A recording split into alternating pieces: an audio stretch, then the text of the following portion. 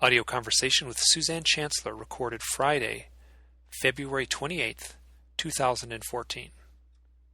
Suzanne Chancellor is a blogger and a podcaster, and she is writing and speaking about her own firsthand experiences. In a lot of ways, she reminds me a lot of myself. We met probably getting close to 2 years ago online. We've never met in person. We've talked for a bazillion hours on Skype. Very interesting. We're on a very similar journey. She's a few steps farther down the path in some direction. It feels like I'm a few steps farther down the path in my own direction. And in a way, we have relied on each other for a bunch of stuff. A lot of extremely weird, similar stuff. Suzanne has been quite outspoken and talked at length about her own experiences in interview forms that she's done on her own podcast series, as well as on other folks' online radio series. I am putting 2 links up on the show notes. Both of them are for Peter Slattery's site. Now, Peter Slattery is a super sweet guy doing a podcast series out of Australia. And I think these are both a good introduction. Part 1 and Part 2 is it would be great for people to learn a little bit more about her experiences. We don't talk too directly about her experiences in the sense that, how to say this, if you do this kind of thing, if you end up in this role like the role she's in, and in a way like the role I'm in, what happens is you go on other people's podcasts and you eventually you sort of just tell the same story over and over and over again. And I didn't want to put her through that. So those stories are available. They're links to Peter's site. That's a good spot to start. And we talk about pretty much everything else under the sun. A little bit of stuff is overlapped from what you might have heard on other stuff, but not much. I don't want to waste too much time on this intro because our conversation is long. It runs for well over 2 hours, and I just want to say it was a joy, and that we had been talking about this. Both her and I had been kind of hinting like, oh, I want to interview you. And then she would go, oh, I want to interview you. And what I wanted to do was kind of like for this thing was to interview each other, which in a way we did. At the beginning, we did the thing that I dread in a way, where we were very formal. And we spoke as if, I mentioned it on there, we spoke as if we were both guests on CNN. And we definitely loosen up as the podcast proceeds. Once again, the audio interview is well over 2 hours long. Please enjoy. Suzanne, I want to thank you so much for saying yes to this interview. It means a lot to me. And it means a lot to me too, Mike. It's been something that I've been wanting to do for quite a while, so thanks for asking. And I've been wanting to do it for a while too, and it seems like we just get on Skype and we have these like 5-hour marathon talks, But now it's try to stay a little more formalized because I think we're both a little giddy when we talk to each other. I agree. Good. Hey, so I will in the show notes make sure everyone has links to your blog and your audio site and your podcast site, and so all that will be taken care of. And I also am going to put a link probably to both of Peter Slattery's interviews, so we don't have to tread over that ground. I don't feel like I need to have you tell the stories that you've told a bunch of times. So if folks are that interested in this, then they can go and find that themselves by checking in through the show notes, where I'll have links to, which I think both of those Peter Slattery interviews back to back would be an excellent starting point for you. Right. Good. And then we have to do a little bit of an intro, I guess. So go ahead and just, as far as you've had certain experiences that I think you and I have shared, whatever we have, we share these experiences in a way. Yeah, we do. I think that the way that we connected seems to be very congruent with a lot of other experiences, in my opinion. Do you remember how we connected? I'm trying to rack my brain right now thinking about it. How we did it. I'm sure you do, but correct me if I'm wrong. Was it through a fellow experience or in regards to an article that was written? No. Okay, then please clarify. Okay, it was through Facebook. And I don't know Oh, where I saw it, but I saw just a little thing you had posted somewhere, and it was actually about your radio show, which was called which is called Random Alien Brain Droppings. And so that was a pretty good clue to one part of the thing. But I saw your little icon, you know how tiny those little avatars are on Facebook, little dinky postage stamp thing. And I said out loud, sitting alone here in my cabin, I said out loud, I said the year you were born out loud. And the first thing I emailed you was, were you born in 1962? I remember that now. Yeah. Yeah, and I was very perplexed as to why you would ask me that, obviously. And I was very perplexed why it blurted out of my mouth there. So, just out of curiosity, have you met anyone else that was born in 1962? So. Well, that's funny you should say that, because when you brought that up, and I think we had a conversation shortly thereafter, I sat back myself and I started thinking, well, wait a minute. Who else do I know that was born in this year that might be attached to this experience? And subsequently, I did meet somebody who contacted me via an interview that I had done with Whitley Strieber on his Dreamland segment on Unknown Country. And when he contacted me, he was also a lifelong experiencer and had been born in 1962. And it goes a little bit further than that because he was actually born on my exact birthday. And do you tell that story on the Peter Slattery show? I believe I do. I'm not quite sure. Obviously, off the record, Mike, right now. I don't remember. That's those okay. interviews. You can say that. I mean, they blur together for me too. You just kind of get in a roll. That's on the record, by the way. So I'm not going to bother editing that out. So Okay. Well, we're allowed to fine. We're allowed to get mixed up about stuff like that. So yeah, that's a very interesting story. Okay, well, here. Well, now that if we've gotten this far, you should tell it. So why don't you tell that story? Because I find that very interesting. Partially because it has nothing at all to do with UFOs. No, you're right. At that point, I was doing some heavy meditation. This would have been a couple years ago? That was in 2012. That was actually in July of 2012. Okay, then I think I met you in February of 2012 online. Okay, well, that would make sense. I don't know why I'm saying that. I might be wrong, but that's what I'm saying. So, right. And this gentleman had friend requested me on April 20th, which was actually the day of the interview on Dreamland. And I didn't really think much about it because a lot of people throughout my interviews and being on Facebook and being very public about my experiences do contact me. And a few times here and there, people will chat up with me on the instant messenger there. And it's really hard to engage everyone. And I wish I could, but it's as intense as this is, I know sometimes when I do connect with somebody, it's going to go down a really long road. And sometimes I'll have little 5 windows come up at a time, So when this gentleman had popped up in the little instant message and he connected and said, I heard your interview on Dreamland and it really connected with me, and a friend requested me. And so I accepted. And it wasn't until July, the beginning of July of the same year, 2012, that it happened again where he contacted me. So there were a few months in between. We had no direct communication. But what was happening at that moment was I was writing my book. I was on my laptop and I had been doing, like I said, a lot of meditating. And I just had this really strong message, I don't know where it came from, that I needed to stop what I was doing right at that moment and to close my computer and go into the bedroom and turn off the light, sit at the end of the bed facing the armoire and meditate for 15 minutes. And I'm telling you right now, it was very direct. I mean, everything was so specific. It was very strange.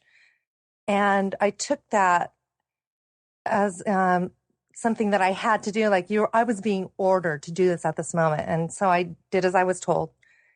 And I went into the bedroom and I was meditating and I just put it out to the universe. Obviously I have a message that I'm supposed to be receiving at this moment. I'm open here to receive this message. Please direct me with the prompting, and nothing happened. I usually, I don't know if you meditate yourself, but sometimes things come to you, and whether it be just a feeling or maybe somebody's face or a situation might come to you that you need to act upon or just to make a note of. But in this instance, nothing happened. And so I was a little bit perturbed, I have to say, because I was right in the middle of writing my book, and I was a little bit sidelined or sidetracked. And so I went back out into the living room and opened my laptop back up again and just got right on Facebook. And right away when I did that, this gentleman instant messaged me on the little chat box. And I didn't really remember him at all. But he just started chatting with me, and I was like, oh, nice to meet you again. And as he was chatting, I went to his profile because something said to me, where do you know this guy from? And it was so weird because I normally don't like delve further, but for some reason I was prompted to do so. And so I went to his profile, and I thought maybe we had a mutual friend, or maybe he was a friend of a friend that I grew up with. And that was not the case, but we did have a lot of, or not, I should say we didn't have a lot, but we had a few friends in the community, such as Whitley Strieber and a few other researchers and authors and such in the community.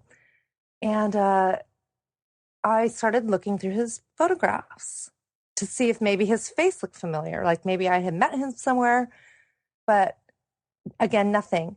But as I'm scrolling through the photographs, I came across a photograph of 3 young adults, and I asked him about them. They were absolutely stunning, and he said they were his children. Now, at that point in my life, I had just recently broken up with a boyfriend. We had been together for quite some time, and I was just ready to move on in my life. I had a problem with the situation with this boyfriend and the fact that he wasn't an experiencer, and it was really hard to connect a lot of who I was with him, and it was very frustrating. Ooh, so let me interrupt. He was not an experiencer. Well, Is that what you said? Okay, he wasn't an experiencer.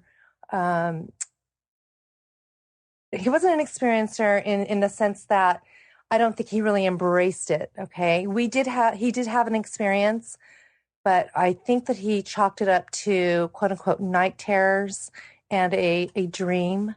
He didn't want to believe that it was real. Okay, and do you think it was just because? Do you think it was just because of his close association with you that it happened? I'm not sure. Okay. I'm not sure.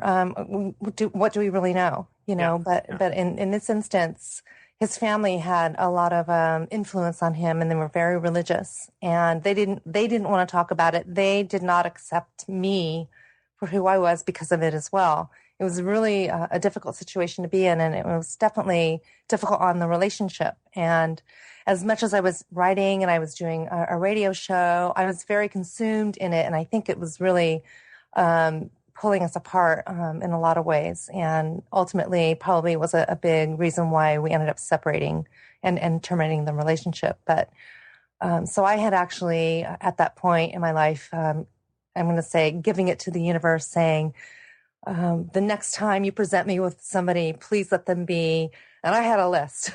So it was like, please let them be an experiencer, a parent. That was very important. Now, the gentleman I was with did not have children, had never been married. Somebody who was more like-minded, had the same life experience. If he was an experiencer, that would be great. It'd be a bonus. Somebody who was open, spiritual, nurturing, loving, just all the things that I felt that I had been missing. That would just be fulfilling, I think, my life's purpose to be able to do this work, because I was so this was my life at that moment, everything. I was just like, it was like the layers of the onion were just peeling away, and I was going, down the rabbit hole as we do doing this research. And I just really felt like I needed to be in a partnership with somebody who could embrace that as well. And so that being said, I was thinking just along those lines. And when he said he was a parent, I went, oh, well, that's great. And I said, well, how old are they? And he said they were in their 20s. And I also have 2 daughters who are also in their 20s. And so as I'm scrolling through the photographs again, I come across a photograph of this beautiful Asian woman holding a small child. And I just could not take my eyes off of that picture. And I'm telling you, it took my breath away to the point to where I felt like she was speaking to my soul. And that's the best way that I can describe it. I felt like her eyes were just staring at me, and she was giving me this energy. And I said, oh my God. And I said, who is this woman in this picture? She's holding a child. Is that your wife? And he said, yes, it is my wife. And I seem to recall that prior conversation, he might have mentioned that she had passed away. But at that moment, I didn't really remember. And I said, she's passed away. And he said, yes, she is. And I said, I have a message for you. And I don't know where that came from, but I felt like she was telling me something to tell him. And she said to me, she says, she wants you to know that she is so proud of you, and that she misses you, and that she loves you, and that she's all around you all the time. And I said, you're going to see her again someday, don't you? And he said, oh my God. And we're doing this all in the chat box. He says, oh my God, you have no idea how much that means to me, because I've been thinking about her all day, as today would have been her 50th birthday, which was July 7th, 2012. And I know, Mike, how much you pay attention to synchronicity, and especially when it comes to numbers. So I do as well, but maybe at that point it wasn't as strong, but it just seemed like something was happening. And so I was really delving into this further. And I said, well, that's really strange, because today is also one of my best childhood friends' 50th birthday as well. And it's also my wedding anniversary, which was July 7th in 1984. And he said, oh my God, our anniversary was August of 84. And I just thought, well, that's really interesting. And I said, well, so she's 50. And I said, well, I'm 50 as well. And he said, oh, really? So am I. And I said, in fact, so is my ex-husband. And so we're all born in 1962. And I said, well, so just for the record, I said, well, when is your birthday? And he said, March 26, 1962. Now, I'm saying to you right now, I've never had this experience before, meeting somebody, coming to this point to where we actually had the same exact birthday. And all of a sudden, it was just like, okay, here we go. It's like a snowball going downhill very, very quickly. And we just started dishing everything out. Okay, what about this? What about this? And it was just like one thing after another, just started layering on each other. Coming to find out, literally down to the smallest details of our lives were so congruent. So we just started paying attention, and we just kept communicating. And I'm telling you that the more and more we started delving into it, we had the same books on our bookshelves. Literally, we had the same experience with the cover of Whitley Strieber's Communion, where both of us realized upon seeing that cover about our lives. We both had early childhood experiences that seemed to lead us in the direction to think that these things that had happened were not dreams. Because the recall and the situations were definitely more than just dreamlike. I know that you know what I mean when I say that. Yeah. So, so that was that day, where we just literally were so mind blown. And again, he also paid very close attention to synchronicity.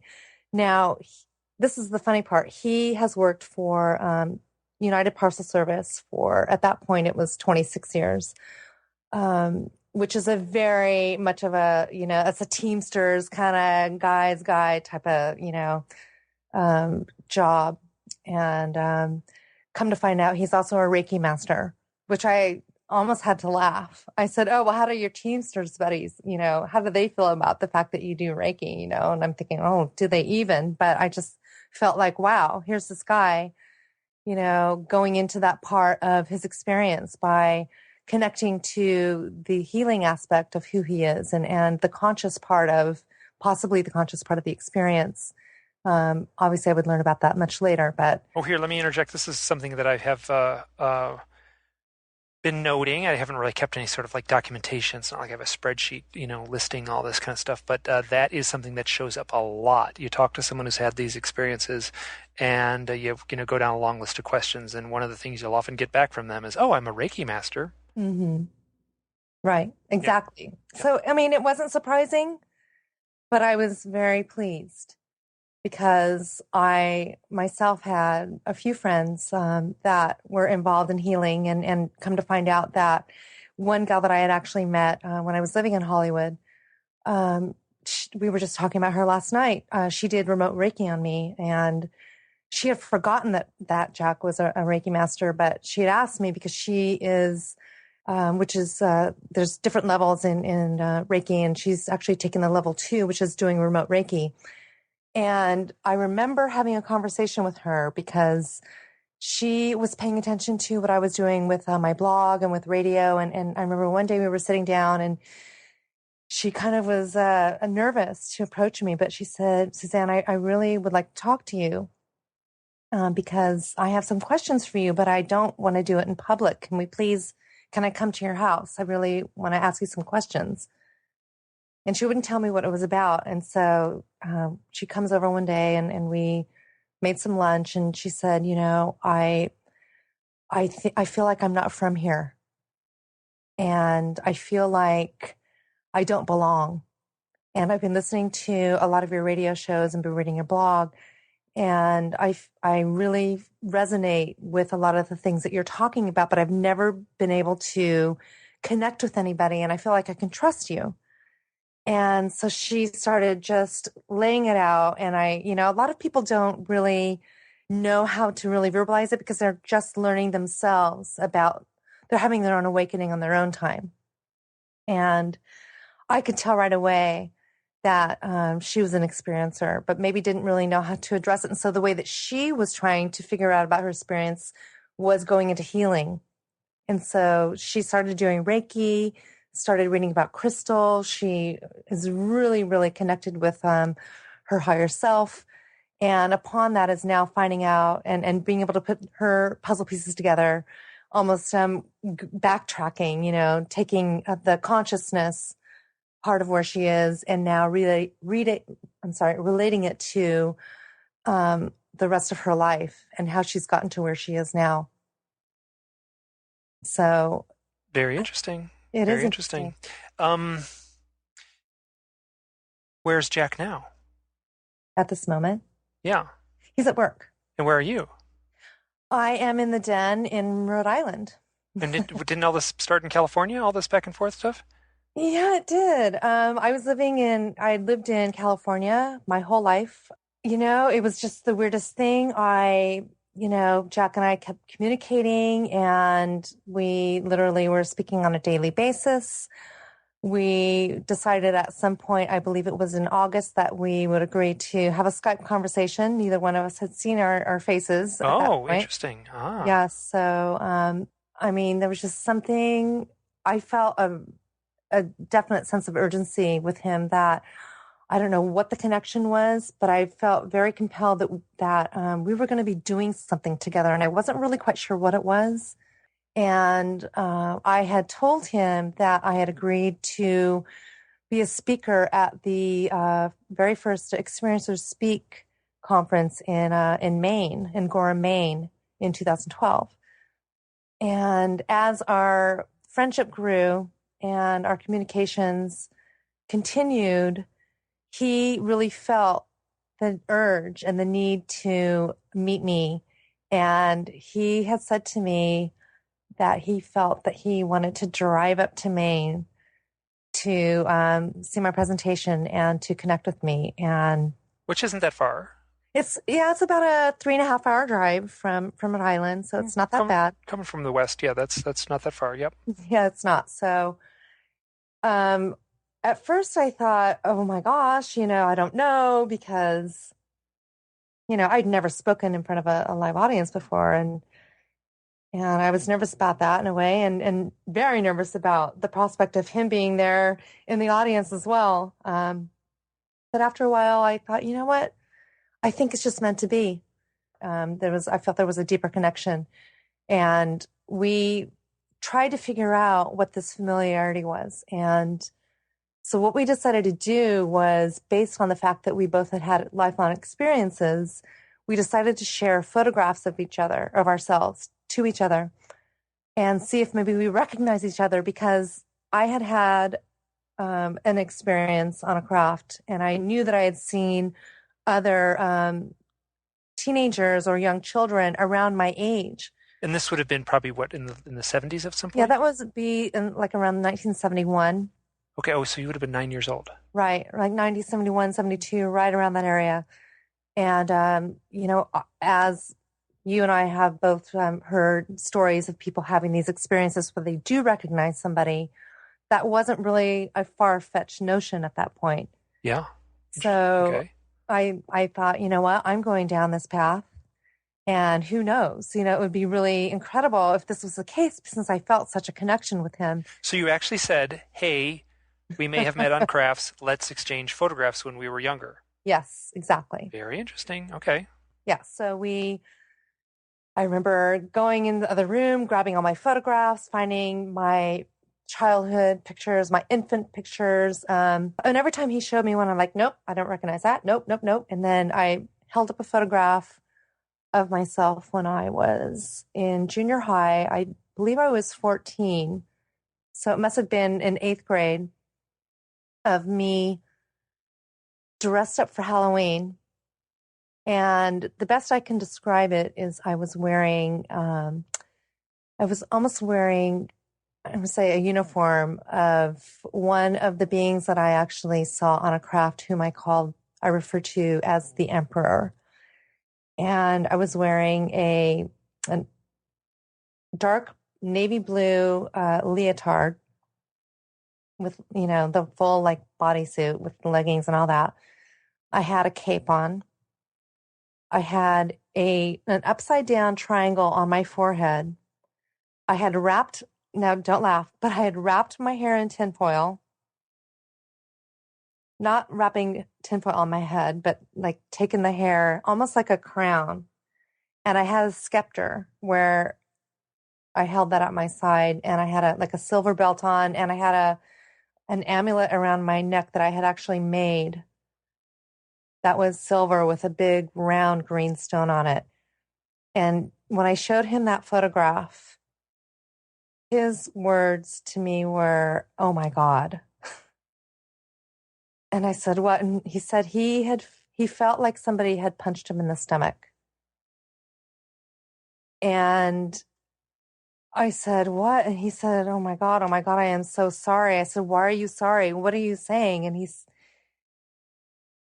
he best describes it now is he felt like he recognized me from an experience that he had had. And I completely freaked out at that moment, because nobody's ever said that to me before. And I asked him, I said, "Can you please explain further?" And he says, "I don't know exactly." He says, "But all I remember is that I was so sorry that I couldn't help you, whatever was going on with you." And I said, "What do you mean?" He says, I cannot even describe it any better than I am right now." He says, "This is just what I'm getting right now. It's like a psychic flash that you get, or like a screen memory that just pops in your head for that one moment." And that's exactly what came when he saw the photograph of me. And he says, "I felt like I was there to support you during a situation, but I was not able to help what was happening to you. That I was just basically witnessing something unfolding with you." Okay. So, and you eventually ended up in, you're now living with him. I am now living with him. So what had happened is that we just got to the point to where we just were like smitten, totally in love. And he basically said to me that he was coming to Maine, and he invited me to come back to stay with him for a couple of weeks after the conference. And this would have been in New England and Maine, so that works out well. That's the one time of the year that it's pretty darn nice there. Which is true. Yeah, the one time, right? As I'm learning. But no, it can be nice other times. Yeah, it is. Yeah. But what he had said was, at first he said, come visit. And then he said, I want to be with you. And if you would feel the same, then would you consider moving here with me? And obviously this is quite a shock at first to hear that, Wait a minute. This is before you even met. This is before we even met. Okay. Yes. And I said, okay, well, you know what? Why don't we just meet? And I agreed to come back with him. And I said, he had his children still living with him at the time. And I, being a parent, knew that that's a very important thing, children always first.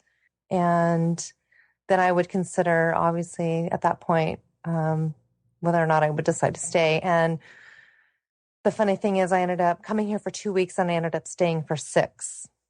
So if that says anything, then. And then eventually moved in full time. Yes, I did. I went back to LA and I stayed there for a few more weeks and packed my stuff and moved back on Christmas Day of 2012. There you have it.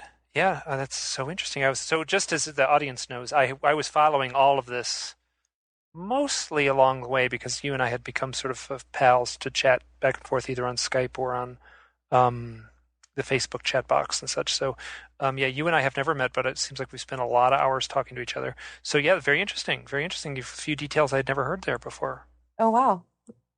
Well, I'm glad I could share them then. Good. Oh, here's it. So, this is a kind of a question. I think I know the answer. Did the whole thing you just told, this whole new chapter of your life, everything you just talked about now, did this feel orchestrated? Yes. In the beginning, we really felt that it might have been orchestrated. He felt like I did, that we almost like there was a sense of urgency that we needed to be doing something. We almost felt that we need to keep the ball rolling or just do something to move forward in the consciousness part of the experience, I think is the best way I can put it. Together. So whatever it was, we didn't know, but we were definitely willing to join together and embark on this journey. So as far as what we feel now, as far as it being orchestrated, definitely have a feeling that we have met before this incarnation here on this earth and feel very strongly about that. One of the reasons being for myself is that when I was very young, I asked my mother quite a few times where my brother was. And she was very puzzled by this because I didn't have a brother. I only had a sister. And I almost felt like I had a brother that either had passed away, had been given up for adoption or what have you. But she, again, assured me that that was not the case. And I do have a memory of me, it might have been a dream.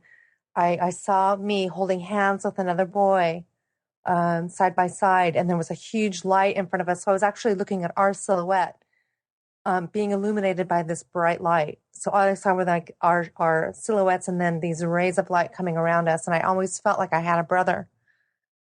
So we both have read Dolores Cannon's works and think along the same lines that she does, that there's definitely a connection with us possibly choosing this path here, being part of this experience as well as the connection with the ET experience and doing the work that we're doing. So definitely having the same path.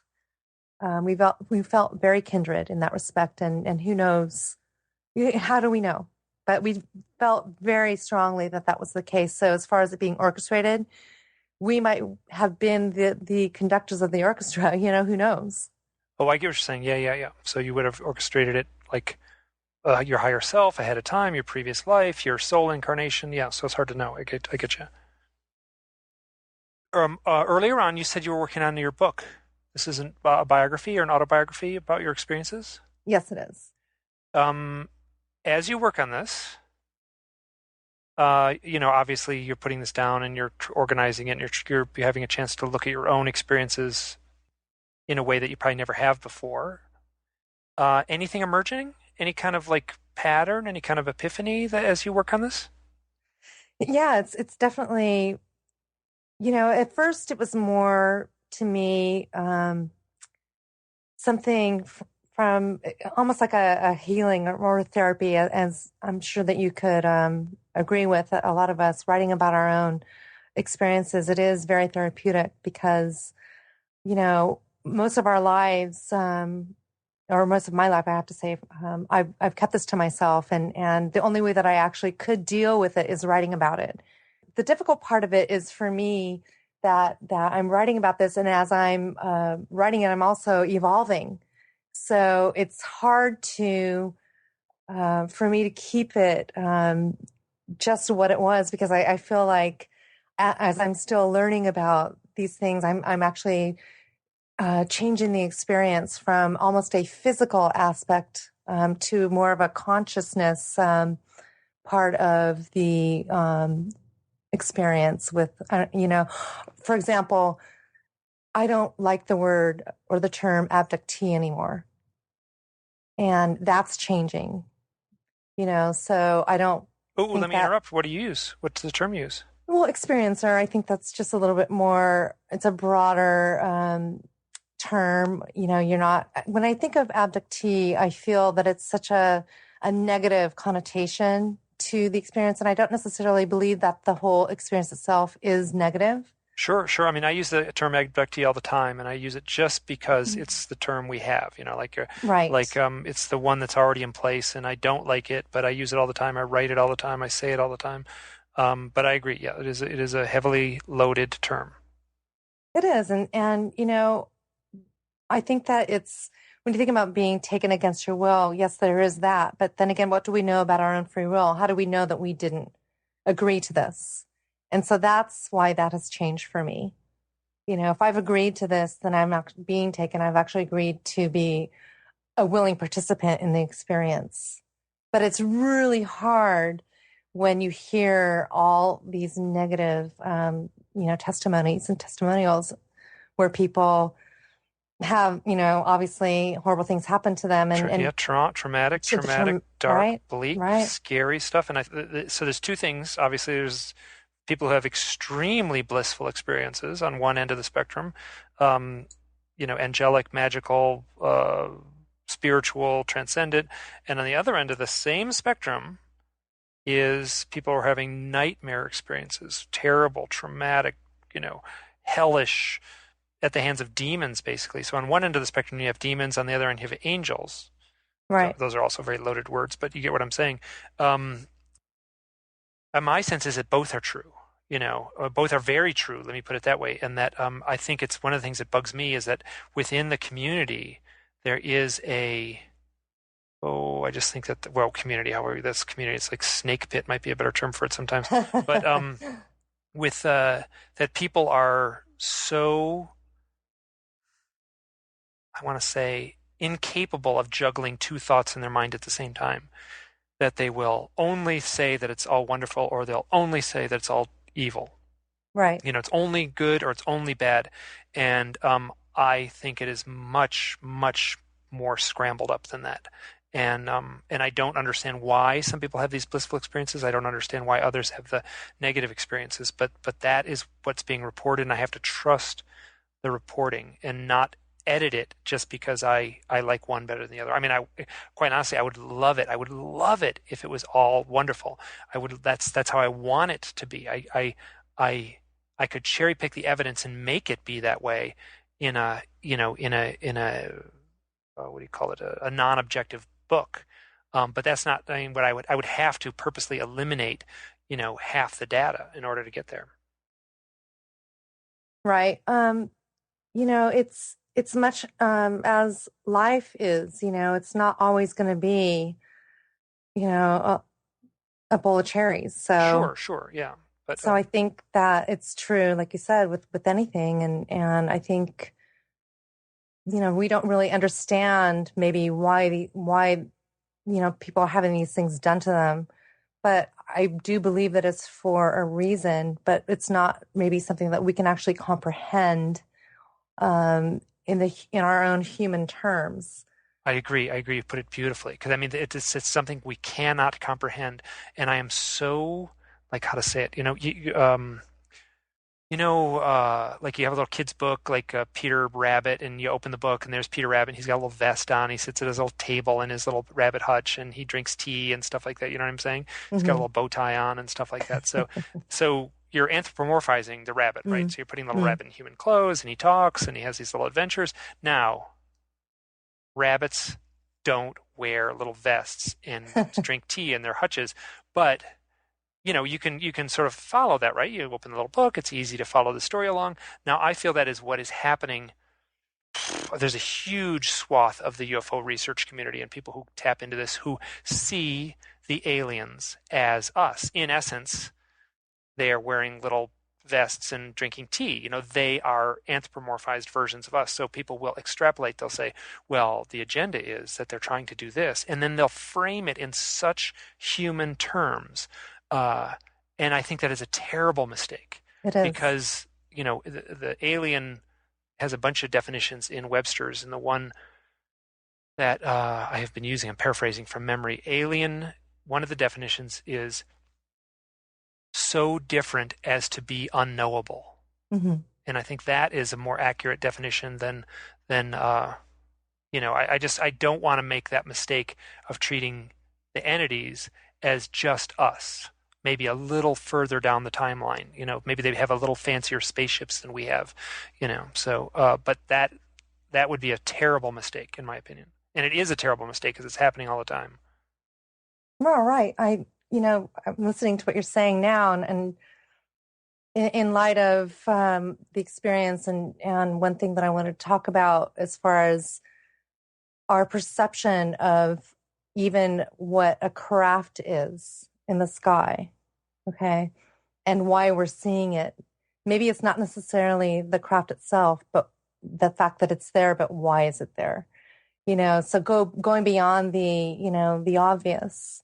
When we see a craft in the sky and we say, oh, wow, look at that up there. Wow, that's really weird. Okay, cool.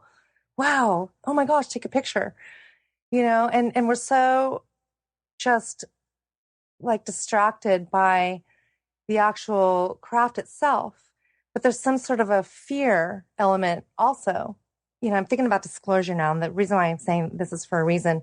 The actual feeling that we have about whether or not we're going to have direct communication, there's too much fear involved. All we want to do is send up our helicopters, send up our fighter jets, and shoot this thing down, So as far as us being open to having this communication, I really don't think that we're going to have communication in that way. I think that the communication is going to come from, with experiencers, and because it's safe, and that we're open, and that we embrace it. We don't look at it with fear. We look at it as something that is an evolution of what is to be. I don't know why I just brought that up. We go to these conferences. You and I talked about this, and there's definitely a nuts and bolts aspect to it that people want to hear about, because they can look at the scientific dynamics of the experience and be able to say, okay, X, Y, and Z. Well, so what you are describing is a subset of the population, and they are referred to as men. And I'm not joking. I mean, I'm serious. Correct. It's like, You're absolutely correct. Men love to talk about things, like two guys will get together, they'll talk about the engine of their truck. Two women will get together and they'll talk about emotions and feelings. Mm-hmm. I'm obviously, generalizing. But exactly. you get where I'm coming from. Yeah. Yeah. Hey, you had a story one time about meeting the head of MUFON LA at a Roger Lear benefit. This was at a presentation, at like a So it would have been an audience in sort of a conference setting. So how did that go, meeting him? Did you talk about anything? I've heard the story, so I'm prepping you. Sorry. Funny you should say that, Funny, Mike. yeah. Okay, yeah. Because I did have a very interesting exchange with this gentleman. Well, share it with us. Why don't I you? absolutely will. So I was really excited to be there to see Roger Lear's presentation, and I had actually met him many years earlier in 1994 when I lived in Camarillo. So I hadn't seen him for years. And after his presentation, I spoke with him and I looked around the room and I thought to myself, how many people in here are like me? And I don't know if you've had that experience, but yeah. And I've been rounding the number up higher and higher and higher the longer I do this. So right. So, I just thought, what would it be like to approach this gentleman and maybe suggest that the possibility of having a presentation of experiencers. And this would be the gentleman would be the head of MUFON LA. That is correct. And so I went and introduced myself, and I told him that I was writing a blog. I was a blogger, and I wrote about the abductee experience. And I said, I know, because I have so many people writing to me, that there are a lot more people out there like me who are just now starting to come out with their experiences. And it's a really great presentation to help other people who might be needing support. I said, I'm sure this room would be packed. And I said, would that be something you'd be interested in? He basically looked at me and just kind of shook his head like, yeah, well, you know what? I really don't think so. It's like he would not have it. And I was absolutely perplexed. And it was at that moment that I realized, wow. So basically they're catering to a certain audience and everything else is just, it doesn't exist. Basically, I was a nobody. And these people weren't having these experiences, is what he was saying to me by his disinterest in, having an experiencer's presentation, which is actually hysterical because speaking in Maine at the Experiencers Speak conference was quite the opposite of what he would be anticipating with, doing the same thing there. So I just was really kind of miffed at that point, and I realized how wait a minute, someone totally ignored your, basically what would be your identity? I would have to say I was completely shut down. Okay, fair enough. Okay, so an experiencer, let me just get this straight. So someone who's had what is quite probably the abduction experience was ignored by someone from MUFON. That is a correct statement. Just okay. That's very interesting. For the record. For the record. Okay. So yeah, I'm being purposely sort of catty here, but that has been my direct experience also. That MUFON as a whole, I mean, there's obviously individuals that work at MUFON that are doing their own research, and probably doing very good research, and oftentimes doing abduction research. But the organization as a whole is absolutely anemic towards the abduction phenomena. And I mean, that example is just perfect, which is an example I've had where I remember where I was sort of starting to come to terms with my own weirdness. This would have been around 2008. Right. Probably. Well, I will have to amend this, though. Since that time, MUFON LA is no longer associated with this gentleman, and I'm not quite sure exactly what's going on with them. But he has now started a new paranormal group, and so it's not attached to MUFON at all. So it might be different now. So that being said, I'm going to have to check into that. So things might be changing. Okay, they might be. Yep. Maybe he had a change of heart. Maybe it was your conversation with him. I'm sorry? Maybe it was your conversation. Well, it took a long time then for that to sink in. So, yeah, it's just interesting. It's just fine. I just find that there is a defined split in the community, and one side is dealing with, military records and lights in the sky and looking at photographs of flying saucers and measuring burn marks in a farmer's field, and another side is talking about their direct interaction with these entities. Now, I will say the experiencer side, the abduction side, is a total mess. I mean, it is madness. It is so complicated. It is so hard to keep your head above water as far as how to make sense of this swirling mishmash of contradictory data, So the act of trying to look into the abduction stuff is messy and very challenging. So I get that, but ignoring it is to me is I mean, there are very real people having this experience, Right. and nobody wants to be ignored. That's true. And, it's something that is a huge lesson, I think, in life, in looking at anything. I think that it's very complex. It's really difficult to convey a lot of these experiences to somebody who's very left-brained, and you don't have anything on paper to show them. You could maybe have a drawing or record your experience, or have a regression or what have you. But then people who see lights in the sky don't have any recording either. I mean, they basically, MUFON loves that shit. They're like all over when someone says, "Oh, I saw this thing. It was in this part of the sky. If I held my hand out at arm's length, it would have been the size of a nickel." They're all over that stuff. So Right. But then again, so what do you do with that information? Where does it go? You say that, that's my problem in a way, is that you could spend, let's say someone saw, two people saw a UFO, they took a still photograph of it, and then it flew off, right? So then you interview those two people, you go to the site, you call the airport, you examine the photograph. You could spend $100 million investigating that one case, and at the end, you would get your conclusion at the end of your 600-page document, and you would say the object is unknown. Right, exactly. And then what?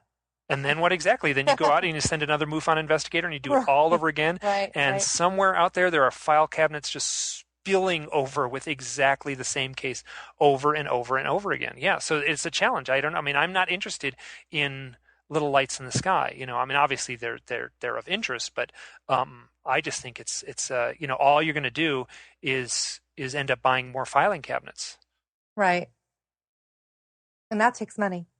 Well, it all takes money to research this in any meaningful way, like anything. You want to research, bumblebees or something like that. It's going to take some money. So there is no money in this, and nobody has it. No one's offering it up. So this stuff isn't being researched. So it is up to if I get on my high horse here, you can tell I'm getting all frustrated. It's up to it is my sense is to ignore everything from the top down and then focus on everything from the bottom up. With the advent of the internet, there is an outlet for people like you and I. I think we're both doing something very similar, and I'm doing it initially I said when I started my blog, and I've said this before, I felt like I was compelled by an outside source to do this stuff. Now, I don't know, it doesn't feel that way. It feels more like I'm obsessed and I have to do it. It's like a compulsion or an addiction in a way to document this stuff and to make sure that it's available for others to see. And I don't know why I'm doing that. Is it a sense of passion, or is it a sense of madness, or am I being directed by, is there some invisible flying saucer above the house right now, zapping me, telling me to do podcasts? Yeah. And you probably speak for a lot of us who have just, I don't know how many people I have heard who've just basically just dropped everything, whether it be, being a teacher or going to school or whatever, and they, going for their degree or their doctorate, and they just drop their lives and devoted their whole lives to the subject. And obviously it's not for monetary gain. Yes. Because nobody's making any money doing this. And anybody who's listening to this interview right now who thinks otherwise is hugely mistaken, because, it's not about that at all. I've spent more money trying to get this message out than anything, and oh yeah. Keep your day job. Exactly. Yeah. Exactly. Keep your day jobs, people. Yeah. Hey, here's what happens when I do these interviews. I interview a person and we have a great interview. It's very formal. We're very pragmatic. We talk like we're on a CNN or something like that. And then I say, "Hey, thanks. It was a great interview." And the interview. And then right after that, we keep on talking, and it gets super light and super sort of conversational and sort of jocular. So let's end this interview. Okay. Okay. Interview's over. Hey, Kate, before you leave, let's talk. I have a couple more questions. Yeah. Hey, now I remember you told a story one time about meeting tall people in a store or seeing them. Oh, yeah, that's I right. would love to hear that in a very conversational, jocular way. And don't you dare sound like you're on CNN. So, And gosh, it was really weird. It was the day before I moved to Rhode Island. wait a minute, really? Okay, so that's the first time I've ever heard that part of the story. Yeah, So the yeah, day before you yeah. changed your life completely. Yes, Keep going. yes, To move yes. in with someone who is a UFO abductee. Okay, keep on going. Right, right, Or an experience or whatever term you want to right, use. So, right. so So it was Christmas Eve, and my daughters and I had gone out to brunch, and it was going to be the last time I saw them. And so super emotional, and super excited at the same time. And we decided to do a little last minute Christmas shopping. So I lived in Hollywood at the time. So we went down Sunset Boulevard and we went to a store called H&M, which is a department store. And we're just goofing around, looking through the racks, and the girls are trying on these big furry coats. And I turn around and in walks these, I mean, I'm telling you, giant, it looked like a mother and a father and a daughter. And the daughter, she looked like she was probably about 14, 13 or 14, but she was, I'm saying, over 6 feet tall. And the parents looked like they were close to 7 feet tall. I mean, my ex-husband is 6'4", and they were clearly taller than him. And it was I could not stop staring at them. And they were just walking around the store. And I remember going over to my daughters and I kind of, at the corner of my mouth, I said, "Hey, you guys, do those guys look really tall to you?" And they looked at them and they're like, yeah, but, they're just probably just tall, whatever, no big deal. But I felt like it was a really big deal. Like I had really felt like I'd never seen anybody that tall before in my life. I mean, maybe like a basketball star or what have you. But, they look Caucasian and, they looked very, I want to say, I felt like they were European. Don't even ask me why. I just felt like they were not American. And so I'm trying not to stare. And so they're doing their shopping. And I walked to the back of the store and I remember I was looking in the men's sweaters. And about 2 seconds after that, I looked out the back door and in walks this other gentleman. And there was something really weird about this guy. Had no hair. He was bald. No offense, Mike, but he had, either a shaved head or he had no hair.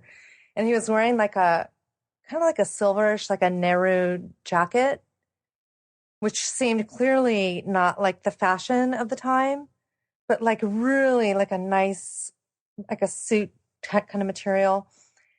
And he just looked at me and he nodded his head down and just kept walking into the store. And I thought, oh my God, who is that? I mean, he just did not seem like I don't know. He just didn't seem, I don't want to say he didn't seem human, but maybe that was just my own imagination running away with me at that moment after seeing okay.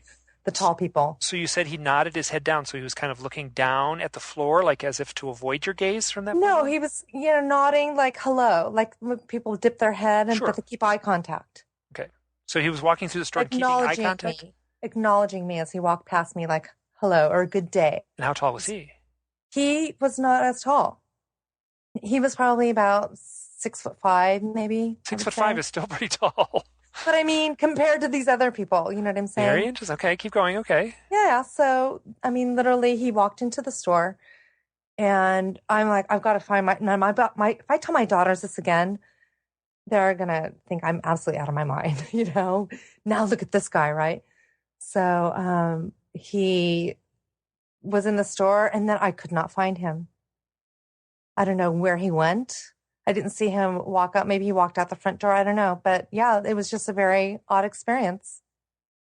Huh? Anything leading up to that? Like any kind? Well, obviously leading up to it, you're just about to move to New England to Rhode Island. Yeah, the next day.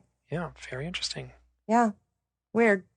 Yeah, that's so interesting. I'd never heard that little part of the story that makes it that much more intense. Wow, I guess I forgot to share that with you. Yeah. Huh. I don't know. So what you talk about on Peter Slattery's show, you've had your experiences interacting with these entities on board craft, it sounds like. Have you ever had hypnotic regression? No, I haven't. Okay, and why not? Just out of curiosity.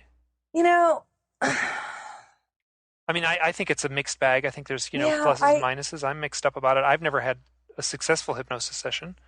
I just never, I guess for me, I have a lot of things that I do remember, and I think I almost feel like it's enough for me. Like since I've met Jack, things have come up, certain things where now I'm kind of actually questioning it because I've actually had a few of like psychic flashes lately. Give me an example. You got to give me an example. The other night I was playing this word game on my phone, and it was just as I'm doing this, it's timed, so you have to like put down as many words as you can in like 2 minutes. And as I'm doing this and putting these words together, I got this flash of an experience that I never remembered before, and it was just literally, it was off to my left, whatever that means. It was like I saw it in my peripheral vision in my mind on the left-hand side of my brain. I don't even know why I'm describing it like that, but it was something where I was being whisked off to something, and I was either like changing my identity, or like it happened very fast. And it was like I said, it was like a picture frame. And the feeling of identity came in, the feeling of like there were other people involved. And I'm like, oh my God. And I remember, and I'm finishing this game. I saw like 30 seconds left. And Jack said, what? And I said, oh my God, I just had a flash of like something that I don't know where it came from, but I'm, awake. It's like 1:00 in the morning. It's like Sunday night. I'm just sitting here doing my thing. And so I know that that almost told me that there are things that I don't remember and it's like a puzzle piece that maybe needs to be put into place for whatever reason. But I've always felt for me that I know that they're going to come to me organically. And one of the reasons is organically. What do you mean organically? Just naturally, the way that they're supposed to present themselves in their time. Okay, so it's not like you're going to have to beat a drum and say, like, I want to burn some incense and get the laser beam out in the yard and stuff like that. Okay, yeah. So no, I just mean not prompted. And so I really just, I have to admit there is a fear element as well, because I do have some feelings that some of the experiences are negative. Sure. Yeah. And I almost don't want to know what they are. And I don't think that if I knew them, they're going to make things any better. Then, they might actually be more traumatic to remember them. Yeah. If you know what I mean. Oh, God, yeah. That's a fear of mine. I mean, I feel like I've read enough literature and stuff like that to know that if I went under hypnosis, I would, stuff could be freaking scary. Yeah. Yeah. So, but the thing is, now Jack, on the other hand, wants to have regression. And one of the reasons why he wants to is based on that photograph that he saw of me that he recognized. And he wants to remember why. And I realize now that by him doing so, it's going to make me remember something maybe that happened that maybe I don't want to. That's right, because he said he felt sad that he couldn't help you. Right. And you don't have to dig too deep into the literature to there's some creepy ass stuff going on out there. No doubt. So, and again, what if it's not, what if the person isn't qualified? And you hear horror stories, Oh yeah. Yeah. One of the reasons why for myself, I almost feel like the things are supposed to be remembered, like I said, organically for me, is that when I had an experience on the craft, this being that I had communication with had said to me telepathically that I will remember when it is time. And I've heard that over and over again from other experiencers as well. And I took that as that they should happen when it's time, that I will remember things. And and that's exactly how this process has been for me. And it's been that way for me too. I think if I had been hit, it seemed like my stuff started in 2006. And it has just been going one step at a time. If it goes too fast, I freak out. If it goes too slow, I kind of think like, well, I haven't had an experience. I haven't had a synchronicity for a while. And I kind of pine for it. But Hmm. it, these little one thing after another has been happening. A page has been turning one after another. Whether I'm turning the page or someone else is turning the page, if the book is pre-written, I don't know. But if I feel like if I was at the place I am at now, instantly, like if I was slammed with all this information all at once, I would have broken. I would have cracked. Right. That's funny because I was thinking about this right now. We are talking about regression.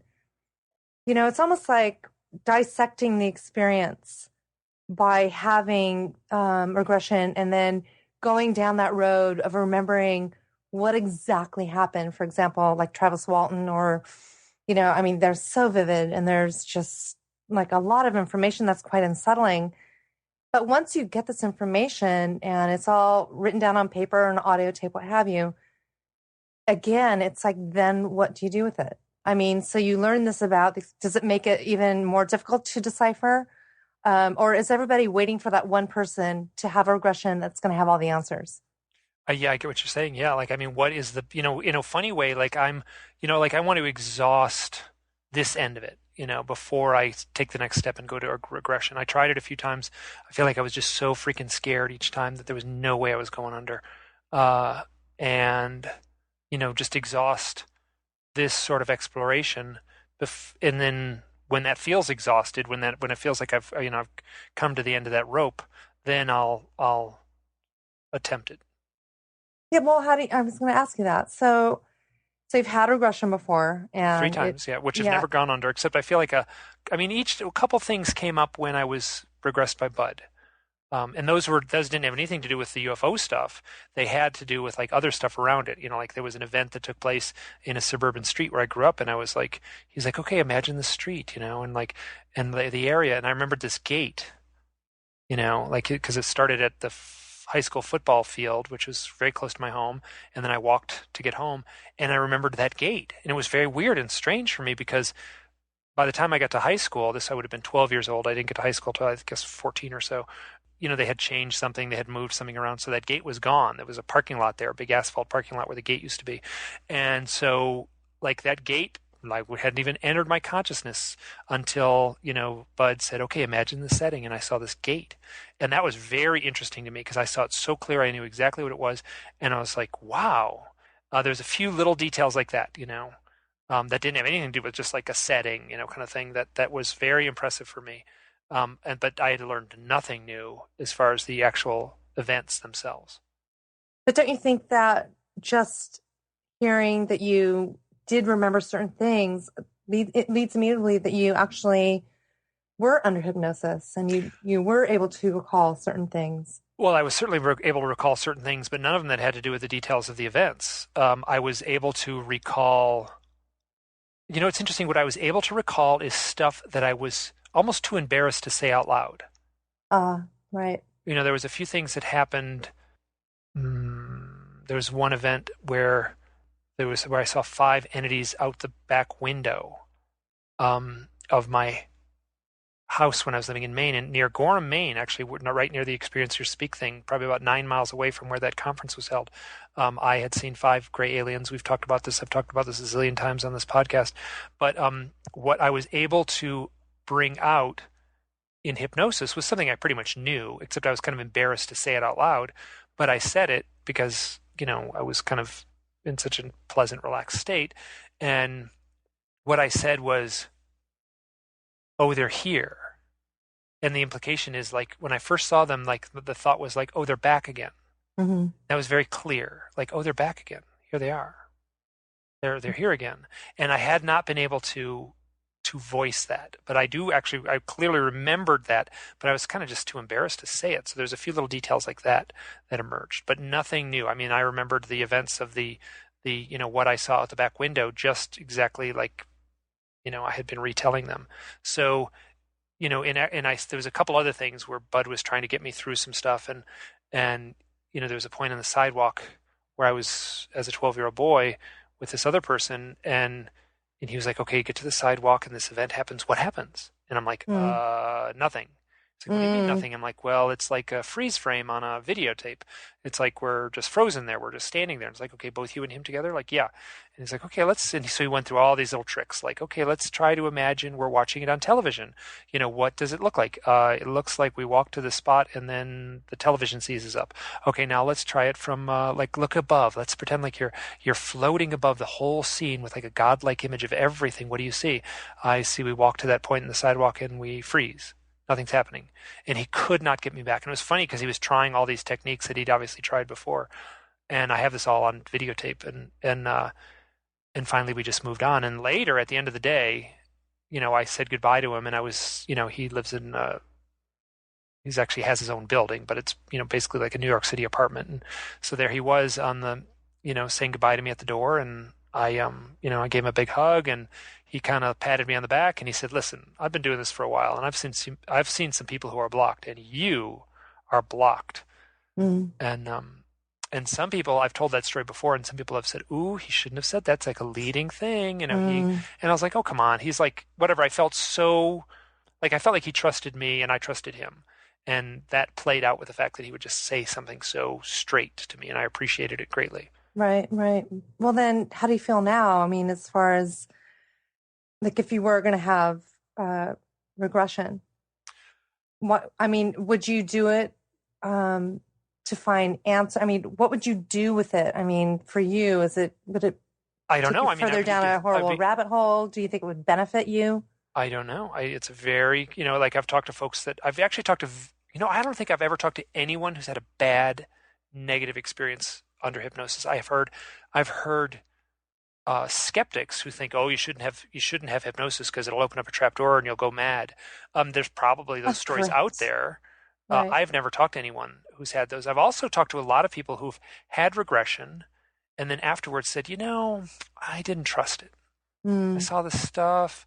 I'm not sure whether to believe it or not. So I thought that was very wise. Like, okay, they're not, people aren't so gullible like the skeptics want to say. I think there's very good reasons to be cautious of using hypnosis, and I suspect there's probably good techniques and bad techniques, and good researchers and not so good researchers. But I can't be so dogmatic as to say like, no, you should never have anything. Anytime hypnosis is added to the mix, it's terrible. And there's some folks out there that are sort of convinced that the entirety of the UFO abduction lore only emerges under hypnosis, in the sense that the books that like Bud Hopkins writes and Dave Jacobs writes and John Mack writes, the only thing that's out there is the transcription from the hypnosis session, and that those play a part certainly in those books in a way. But I've talked to so many people, almost nobody I've talked to has ever had hypnosis. Right. I mean, I've certainly talked to some who have, but most have not. And they're dealing only with their own conscious memories. Wow. I'm just kind of like, to the naysayers in a way. So. Well, I guess it's all about perspective and people need to have that. I think those are like those left brainers, it's like we need to have the facts. I'm suspect of the hypnosis sessions. I mean, I suspect that, some percentage of it is clouded or mixed up or jumbled or the aberration of the mind, but I don't know whether that's 2% or 98%, Right. Yeah, very true. So I wanted to ask you. Oh, you're going to ask me a question? I want to ask you a question. Okay. So you just got back from the UFO Congress in Arizona. Yeah. And it had been a while since you had been to a conference, but this is the first time you spoke publicly. And I think that is amazing. And I just wanted to say kudos to you for doing so. How do you feel now? I mean, do you feel like energized about just by obviously being in that room with like-minded people is definitely so refreshing because, I mean, obviously it's a hard thing to deal with. Obviously, when you're so isolated, you live in the middle of nowhere in Idaho. Well, I have this thing that, that's connected to, the World Wide Web of information on my desk here. And so I do have a resource to talk to people. Yeah, so. But I mean, to do that and being there after, not being there for so long, do you feel like it's changing as far as like your presentation was definitely geared towards the abductee. They're going to have all the nuts and bolts guys there, and I don't think the nuts and bolts guys even walked in the door. So I think that. I mean, I don't really know, but that's my sense. It's very difficult. I did not see the room. You sort of walk out on stage and these bright lights, and it kind of seemed like the room was sort of full-ish. And so maybe there was probably between 200 and 300 people in the room when I did the presentation. I suspect that the people who walked in were, a little more on the love and light side than on the nuts and bolts side, but I can't say that for sure. Right. Well, then, did you feel, what about other people's presentations? I mean, obviously, you're going to have every aspect of a phenomenon represented in a conference such as that. It's interesting. So Kim Carlsberg spoke. She's an abductee, a contactee, and she spoke just before me. And there was another guy who was great, who I fell in love with. His name's Kwani. I got to look at his name. He's got taken on sort of a Native American name, but his first name is Kwani. I'm not going to try to pronounce his last name, Lapseritis. And he has done Bigfoot research and is like all tapped into this psychic Bigfoot aspect. And he has his own contact experiences and UFO experiences. Super interesting guy. He said yes to an interview, so I'm looking forward to talking to him. I've done an interview with Kim Carlsberg. And then the rest of it, there was a lot of emphasis on scientists and folks who, this one guy from MUFON who wrote a 600-page book on the government and UFOs. And I will say that I did look in the index of the book, and the word abduction gets mentioned once in that book. And it was basically like an aside where he contacted another researcher, Bill Chalker in Australia. And it was just, so in Bill Chalker, it said Bill Chalker, who has been doing UFO and abduction research. And that's the only time abduction showed up in a 600-page book. And I also did not see his presentation, so I can't be too judgmental on him. But so it seemed like it was weighted towards the, nuts and bolts crowd and less towards the love and light crowd, or the, the hippy dippy experiencers. Yeah. So then, your presentation obviously is about synchronicity and owls and the ET phenomenon. I don't know exactly what the title was, but the title was Owls, Synchronicity, and the UFO Abductee. Okay. So, I mean, I've had an experience with an owl as well when I was very young, being presented to me in a way that I can only describe as an owl, but had such a weird experience surrounding it. And I've heard that story, and you talk about that on the Peter Slattery interview, the first one. Yes, I did. And that sounds to me like it was a screen memory, like a psychic presentation into your mind, and perhaps, I mean, obviously it's very difficult to say. There's no way to know for sure, but the way it plays out in other stories is that image. There's a probability that it could have been a gray alien, simply using the owl as a costume in a way. Right. So now, obviously, you've gotten a lot of response from other experiencers giving you their testimonies where they've had an owl present themselves in a weird synchronistic way, and then come to find out they're an abductee. But since you've been doing this research in the very beginning, what was it that started you on this journey to me, it's fascinating because there's so many different facets to the phenomenon.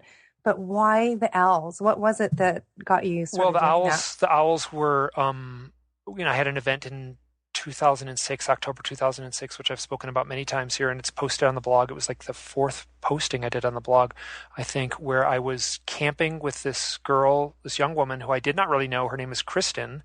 We went out camping for one night right near my house here and saw 3 owls. They appeared to us as the sun was setting. We went out camping 4 days later.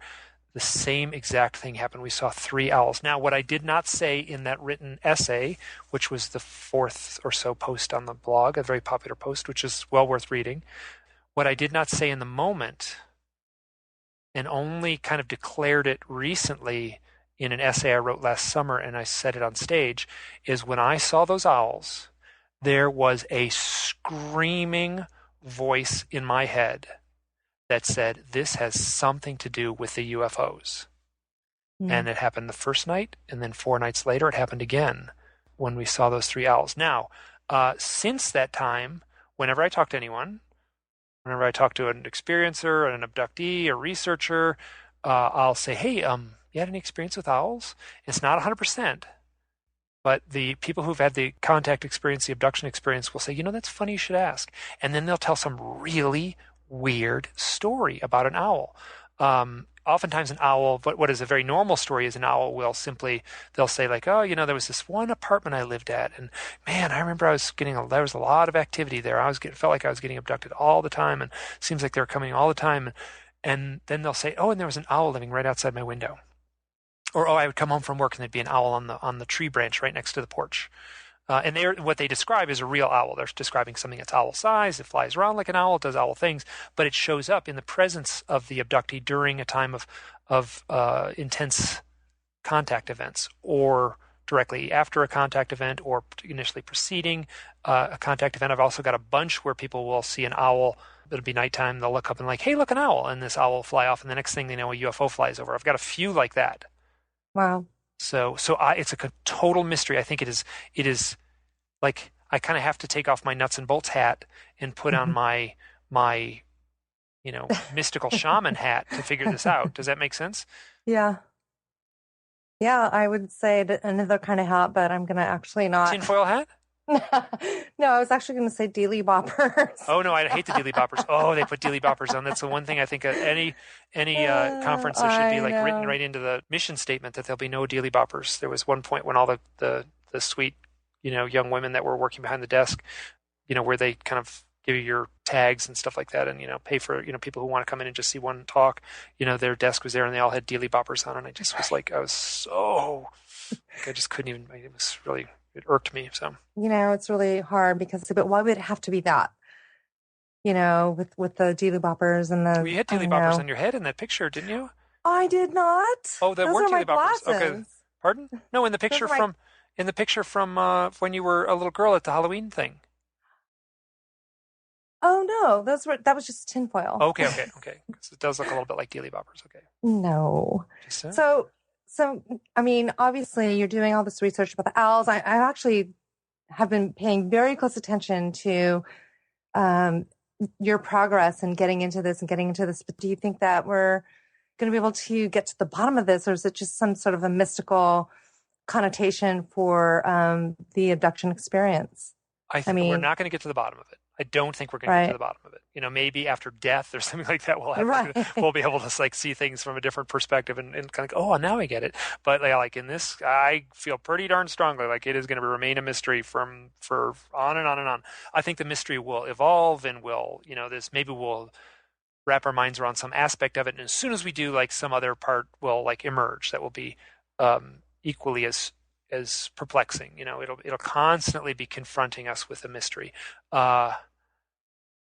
The owl thing, that just sort of, obviously I'm the owl guy now, and I'm not joking in the sense that, like you Google my name and you Google UFOs and owls, and my name is the first thing that comes up. It's like, the first 7 things that comes up basically. Wow. So if you've had an experience, if you're, often, Borneo or Bora Bora or something like that, and you get on the internet and you've had a UFO and owl experience, you're going to find me.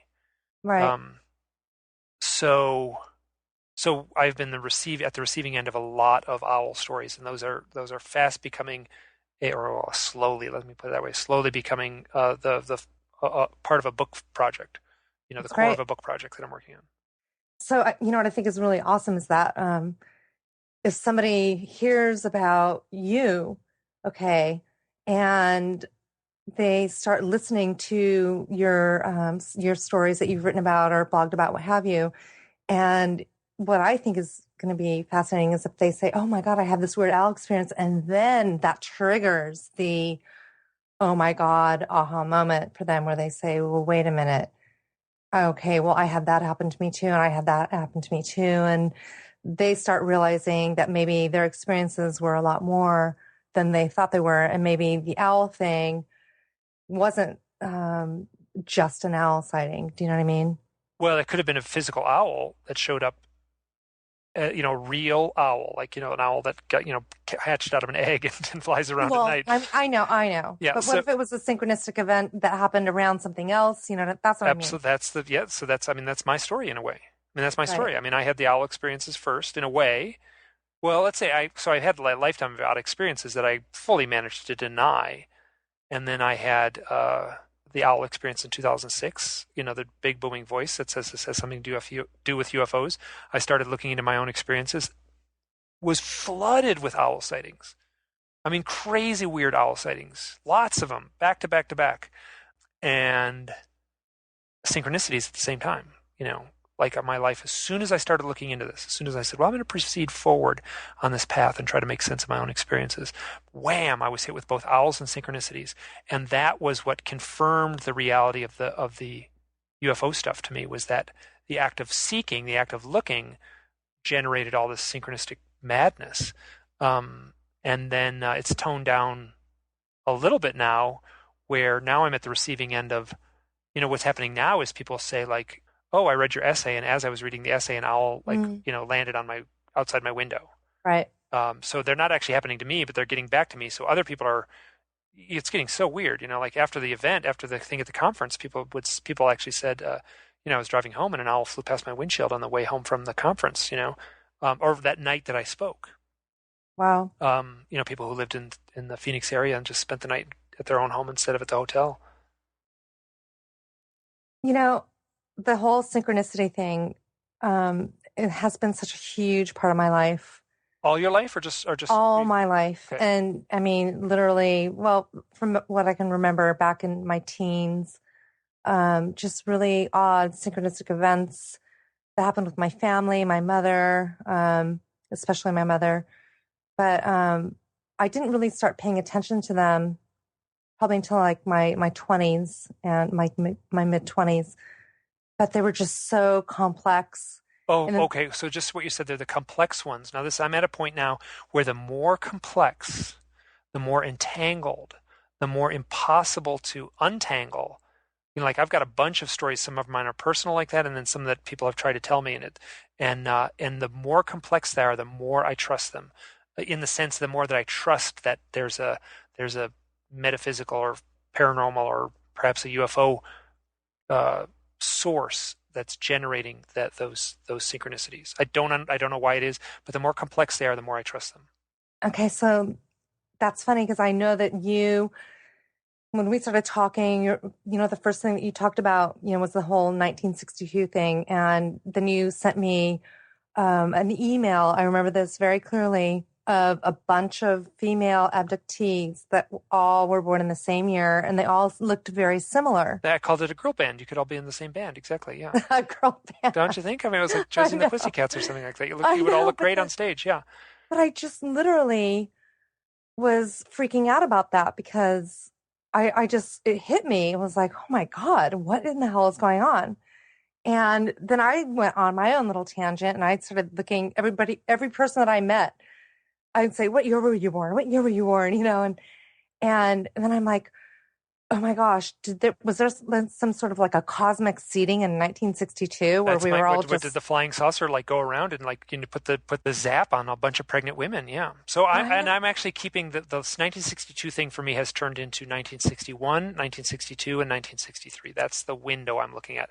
And now, to be quite honest, it might be my own self-indulgent madness. I mean, there's obviously people who are born in those years. It's the height of the baby boom, or kind of the tail end of it. So there's lots of us out there that were born in that year, but it might be. Well, let me just think of my thoughts. Go through your thoughts, because I'm actually going to Google something right now. You have another window and your internet opened? Like I just opened it right now. You're kidding? The sound quality is going to plummet. Let me know if it does. Hold on, let me think. What was I saying? Now I completely lost what I was saying. Shit. I can hear you typing. Oh, I'm sorry. What are you Googling? I am Googling. I was just reading something, and it was about that President Eisenhower supposedly had the meeting 1954, yeah. 54. I think it was 6, maybe. I don't know. 52. Let's see. Well,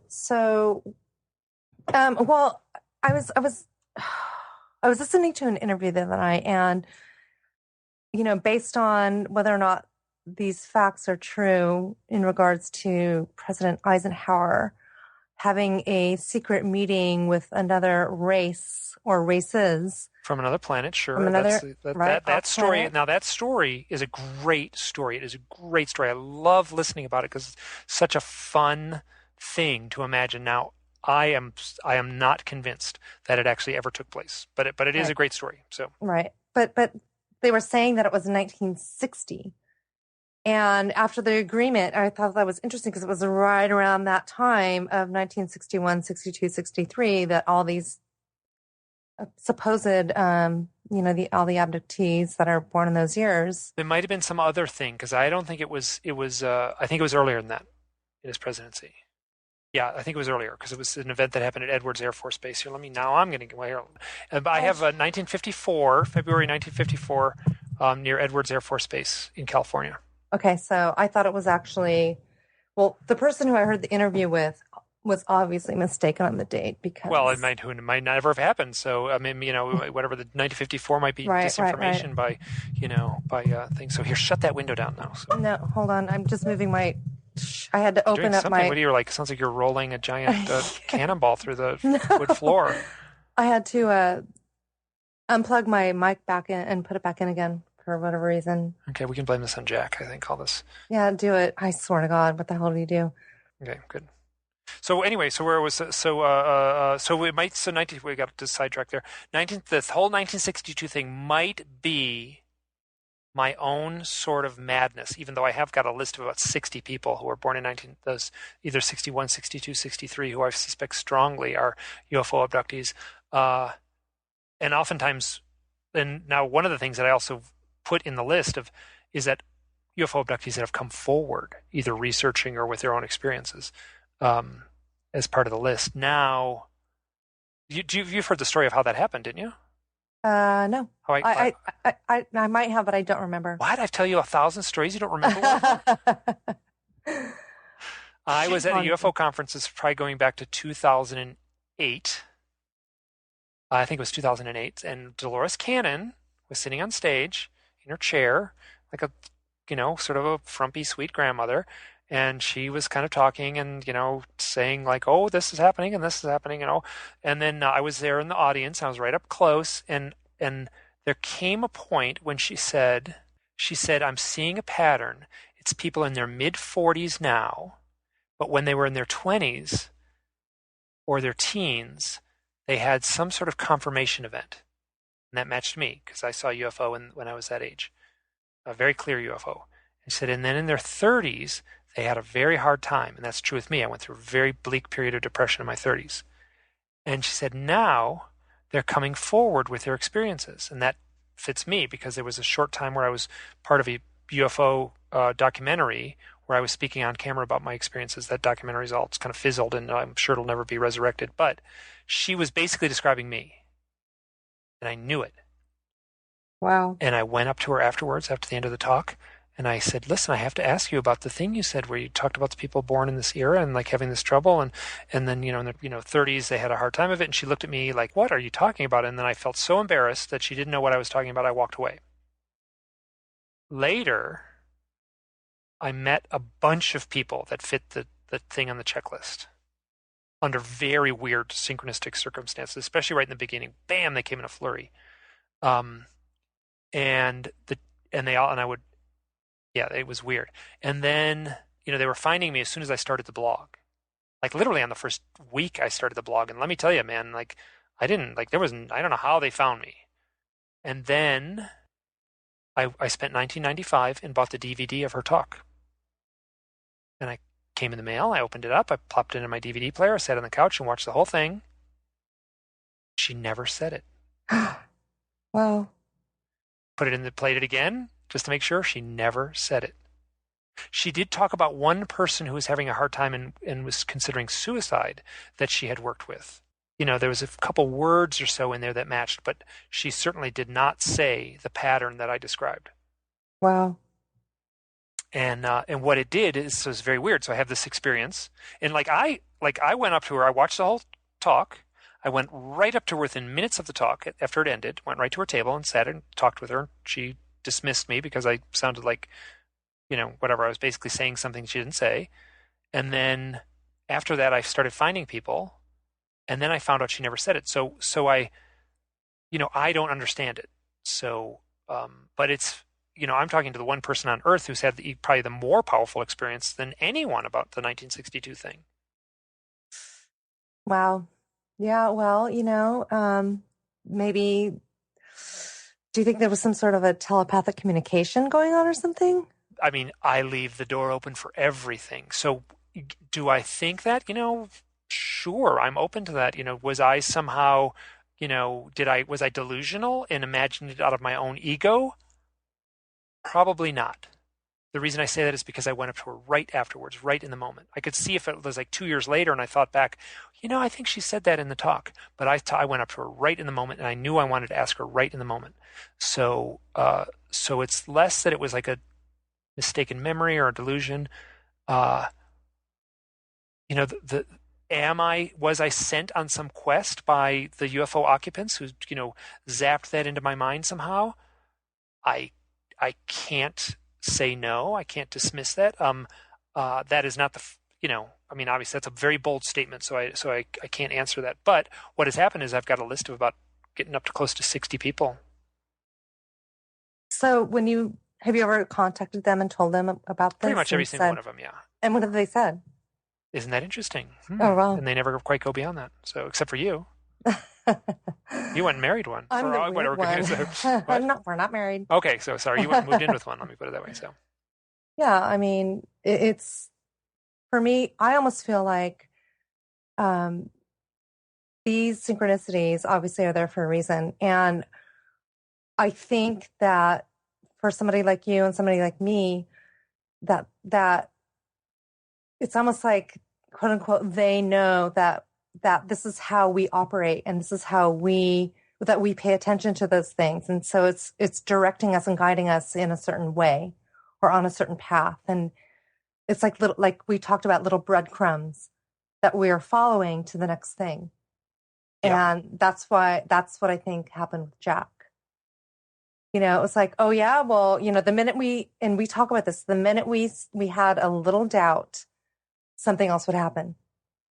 And then we'd doubt again, and then something else would happen. Interesting. I could see it sort of playing out with me like that in a little bit. Yeah.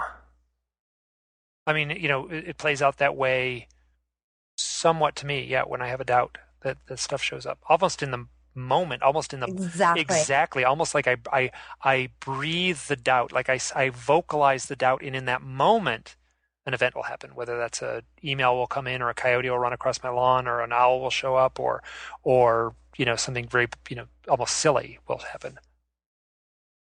We had that happen, you and I. Do you remember that? We were I wrote a blog post on it. You had a coyote.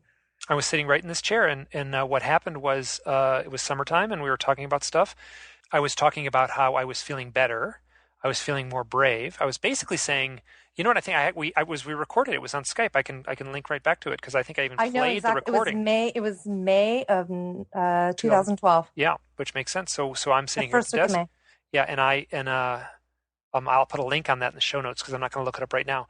But one of the things that was interesting was that I usually keep this window right across my desk blocked off because in the bright sunlight I can't sit at the desk and use a computer and draw and stuff like that. So I pulled the blinders out, which is basically a big piece of cardboard, out of the window, and I rarely do that. And I did that, and that day when I did that, that was the day that I saw a coyote run right in front of me. So I would not have seen it had I have not pulled the big piece of cardboard out of the window so I could see out into the yard. The coyote showed up right at the moment I said something to the effect of, I was saying something like, I'm kind of scared to follow through with this stuff. And I kind of went, well, wait a minute. I'm not scared anymore. Wham, the coyote was in my field of view. Yeah. I mean, like Yeah, I in remember that that. exact I remember moment, that. in that microsecond. Yeah. Yep. Yeah, it's interesting. I'll put a link to that because that was kind of a funny little thing, and you get to hear your voice on there too. Because I do post the audio of it because we did record the Skype session. So Right. Yeah, I remember that I was actually in San Francisco, and it was right after my breakup, and I went up to visit my daughter in San Francisco, and a friend of hers was going to Europe, and so I was staying in her little apartment there, right near Dorothy Park, and I had the weirdest experience that night, and I think we were Skyping from there. but we were And, talking during the day. Was it later that night I'm not sure if it was later that night. or the night before? I'm not sure. Okay, keep going. Um, I I was sitting in the room, and there was the windows were open, and there was a rustling outside the bay window, and I was on the second floor, and but it was in the trees, and there was a chain link fence around the little courtyard in the back, and I heard something climbing on the fence, but it didn't sound like a cat because it was so heavy. And I thought, oh my God, somebody's climbing the fence, like a person, right? And I got Mhm. really scared because I was by myself. I was in a strange place. Um, and so I just basically turned all the lights out and crawled on the floor like a ninja, like you do, Like I'm a or ninja. like I Yes. do. Yeah. And I tried to look out without it being able to see me in the dark, obviously, and I could see a shadow. And my feeling was literally that it was something like it was a creature like Gollum. Oh, I remember you Okay. saying this. Yeah, Do and you remember that? yeah, Okay. yeah, yeah. So, No, I remember this, and I'm just trying to think because I remember you described it as like almost like a big cat, right. But but I a could, big cat. but it would have to be like a bobcat or something, you know what I'm saying? And literally, there would not be a bobcat climbing a chain link fence in San Francisco. But there would be a paranormal event taking place near a UFO abductee that would mimic some sort of mystical event similar to what a warrior in the plains of North Dakota might encounter, 400 years ago. True. Very true. But at that moment, I felt like it was a predator. And I got the energy feeling that it was not pleasant. And I could, and I heard something like a, like that, like letting out air, Like Gollum. like an exasperation sound. And I was like, oh my God, that is not an animal. And it stopped, and I could see the outline of its of its silhouette along the leaves, and it was actually in the tree at this point. And I basically just screamed out, every protection that I could give myself at that moment, and telling it to go away in the name of God and whatever, just to try and it just disappeared. It just completely, it's like it didn't climb back down. It just all of a sudden there was no shadow. It was gone. And I was just like, my heart was pounding. I just thought, oh my God, it's like I almost called the police thinking that there was a predator out there. But as soon as it was gone and I just kind of gathered myself, I remembered there were three windows and it was like a bay window, like I said, and I looked up in the very left corner window and I could see the sky and I saw a triangle craft. Okay. I don't think I've told you this You before. never told me the triangle craft part. Okay, I saw a triangle craft. I thought it was an airplane, but it was like a boomerang shape and it had multicolored lights on each side of the V. And so it wasn't like a triangle because there was no blackness inside of it. It was just a boomerang, but it was just trucking along. And I went, Trucking along okay, fast or slow? no, just like like how an airplane, the speed of an airplane at that elevation would be, but it was lower than like a high flying jet. So being as our airports nearby, I tried to rationalize in my head that it was a plane either landing or just taken off and was ascending. but it just was at the same altitude. So it didn't look like it was actually climbing or descending. It was staying in the same trajectory. And it was just, I mean, perfect outline. And I could see the lights on the boomerang. And I So, just, okay, so UFO abductee has a paranormal event with a sort of mystical creature, like almost a mystical evil creature, scary creature, and then looks up and sees a UFO. yep. MUFON would take that story and throw it in the trash can. I know. It's so frustrating. I mean, and then again, it's not because, it doesn't matter what they think, what MUFON Yeah, thinks. well, MUFON, I think whatever. That's kind of a generalization. I mean, there are people within the UFO community that would not entertain that story at all.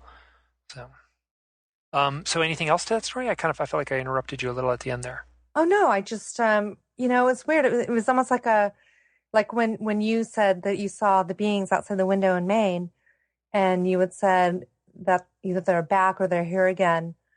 That's exactly how I felt. I felt no sense of alarm. I felt like for the small But wait, amount, you had just been alarmed because you'd just been looking at the no, evil cat. no, but I wasn't alarmed by the craft. I was Yeah. more alarmed by the creature, but not by the craft. But there was such a small amount of window for me to see it at that moment. Okay. Oh, yeah, yeah. So it had to be. So there we go. It had to be. If there was a physical craft up in the sky, it had to be. I mean, what does that involve? So to like line it up to your line of sight at that exact moment out of the canyon, the narrow canyon of buildings in an urban setting. Right. Exactly. I mean, it was literally because I only saw it for like maybe 5 seconds as it And just went from one end of the window to the other and it was gone. and I have a story which I don't know if I've ever told you, which I need to document. It's very strange. I've never documented this one. I think about it. In that presentation, which if people haven't seen the presentation, it'll take a little bit to, this won't make sense in a way, but they can go to the post that says, Now I Know. That's the title of the post. When I was trying to line those three things up on the map, there was one in the middle, right? Mm-hmm. And I said that, oh, it's the Birchrail Road. Now I didn't initially think it was the Birchrail Road. I was trying to make this other one fit, and it didn't fit at all. And I was kind of like, why isn't this fitting? Why isn't this fitting? So this is the event that did not fit along that perfect line. I kind of played, I could put I found it on the map. I figured out where it was. It didn't fit. Then I said, oh, yes, there was the thing on the Birchrail Road. That is the thing that fit exactly on the yellow line between the 2 points on the map. This other experience, I was with Natasha. This was the same trip as the Fear in the Tent. And we were driving through an area called Garden of the Gods. No, Valley of the Gods in southern Utah. It's an amazing place. This is dirt road. I tried to drive down it probably close to 30 years ago, and I couldn't get down it because it was the road hadn't been maintained very well. But now the road was maintained beautifully. It had just been graded. We would drive this rent-a-car down this road. We sort of got to a spot, and there was like a little turnoff, and we turned off there and said, hey, there's this beautiful spot. Let's go sleep over there. So we hiked up this canyon for maybe a couple hours. Beautiful, really just as pretty and pristine as any place I've ever been in Utah. And we lay down to go to sleep, and we're in this canyon. It was like, I lived in New York City, so it's like laying down in a street in New York City. And so the big, tall walls of the canyon right and left, and so all we have is a narrow stripe of visible skyline. Sun is setting. It's not quite dark yet. It's right at that twilight zone. So there's still some ambient light in the sky, but we're in our sleeping bags. We found this beautiful flat rock to sleep on. It was spectacular. And I say, oh, let's do this thing that we do sometimes. And we may have even recorded it. I don't think we did, though. And I said, this thing that I do sometimes, and I say, okay, let's ask the universe. Like, how do you feel? Are you ready for anything? She's like, Natasha says, yep, I'm ready for anything. So I say, okay, here we go, universe. I'm open and receptive to whatever you want to offer us. Bam, right at that moment, this orange light passes right above us on the canyon. Wow. And it was, how like a satellite or something like that might seem pretty bright at twilight, and I've seen some pretty bright twinkly lights at twilight. But this was bright. This was powerfully bright in a way that did not match anything I'd ever seen in that kind of environment. But the weird thing, so when actually it's funny, as it was coasting across from us, I basically said, wiggle around, move right and left. Come on, wiggle around. It didn't. It just moved straight. And then it was I'm just a matter of not many seconds before it had just traveled the entire length above us over this canyon. We were like, wow, that was pretty interesting. Isn't that interesting? She was like, that could have been a satellite. It's like, it might have been a satellite. But don't you think it's interesting that it appeared right when I said we're ready and receptive for anything? Mm-hmm. And they're not orange. Satellites can be orange at a certain point in twilight. Oh, okay. I see what you're saying. Orangish, let's say. Right. Maybe, and I don't know. I mean, you know what it is? The space station is the largest thing up there, and that actually can appear curiously orange. But this was, lying on your back, looking straight up. Oftentimes, the space station will need to be in the western or eastern sky, depending on where the sunrise or sunset is. So I can't say it was it seems improbable now telling it that is a, certain things would have to line up perfectly. It could have been the International Space Station. It could have been a large satellite, but it would have to be reflecting the light just perfect. And the sun was setting, so there's a chance it could have been doing that. Now, we talked about it for a while. We went to sleep. The next morning, I'm eating breakfast, and I think this is on videotape, actually. It's really funny. Natasha was videotaping me, and she said, oh, this weird thing happened last night. It's like, what happened? It's like, oh, God, I woke up, and I was feeling this crazy sense of fear. I thought there was something standing nearby me.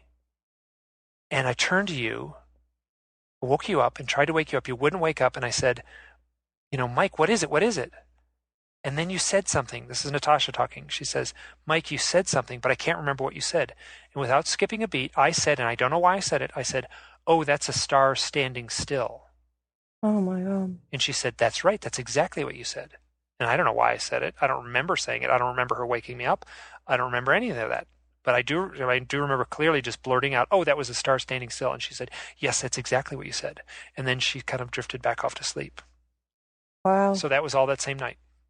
So what the point of this story was that when I said, listen, we're laying on our backs, we're looking up into the sky, we're basically performing a ritual. We say, we're open and receptive to anything. Bam, right at that moment. A big orange dot, brightly glowing, passes directly above us.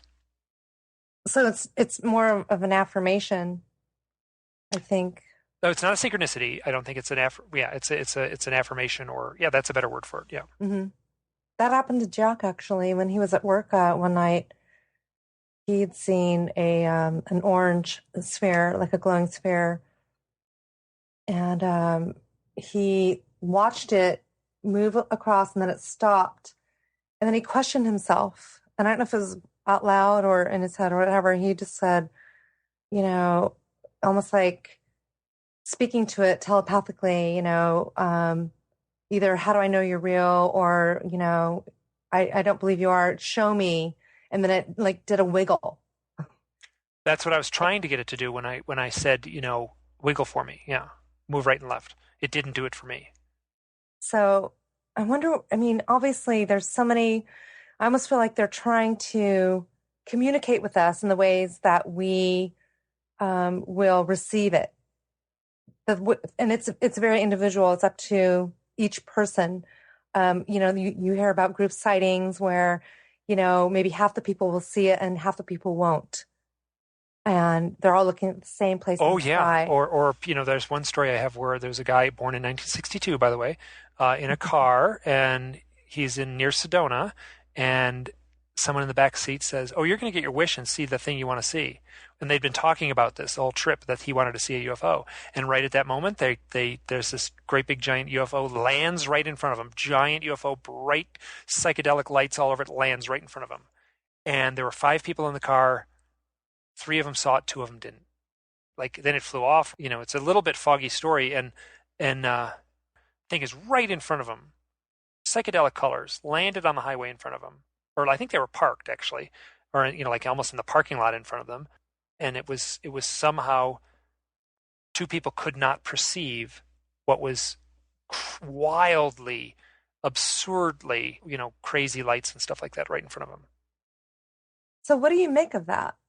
It is somehow influencing the consciousness of the individuals. It is whatever's going on with the phenomena has a powerful ability to control people's minds and consciousness and perceptions.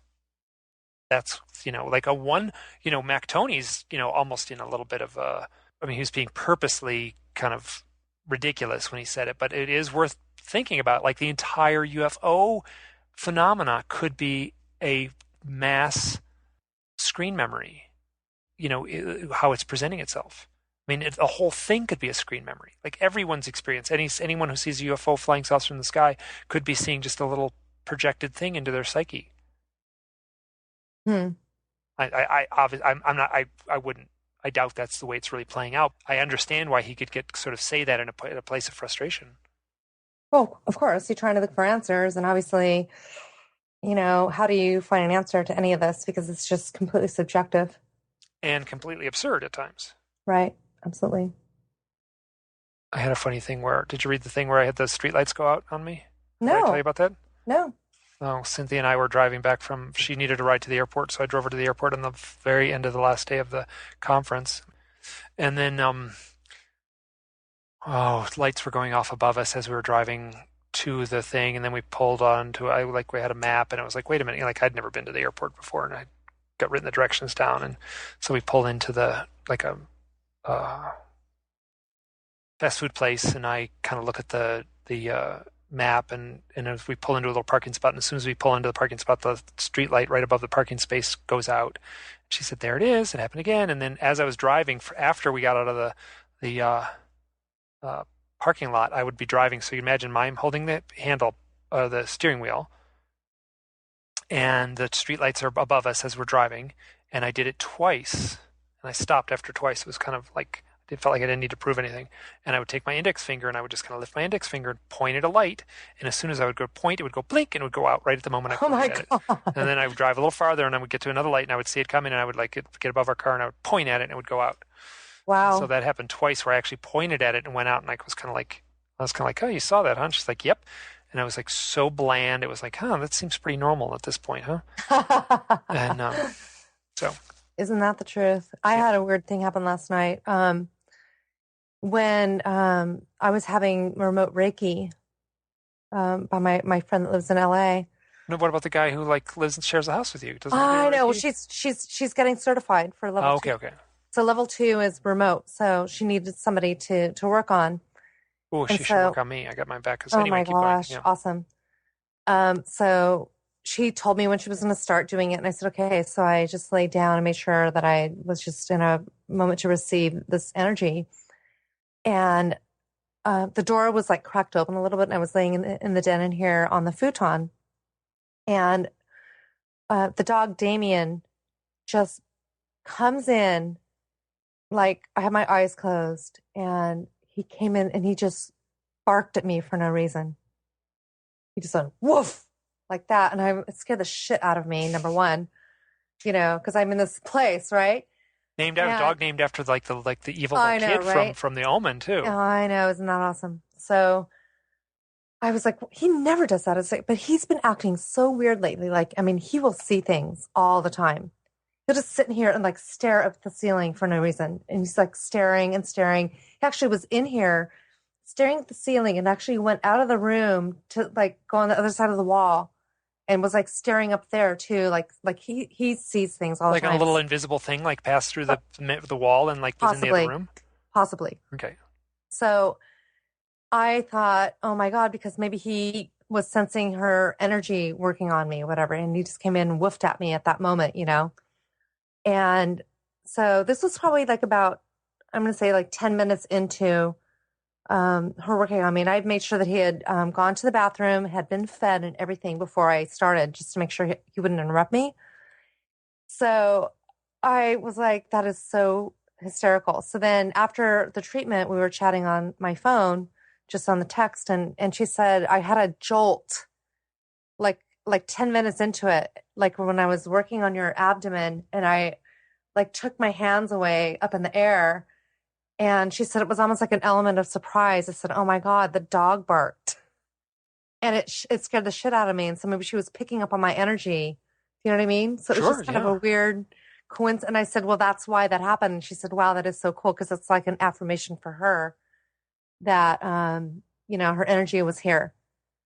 And she's the one that has had that. She's the one that you said almost at the very beginning of this whole talk Yes. was Yes. that she says she doesn't feel like she's from here. Yes, exactly. Huh. Very interesting. Very I know. interesting. I know. Do you want to plug your blog and your audio stuff?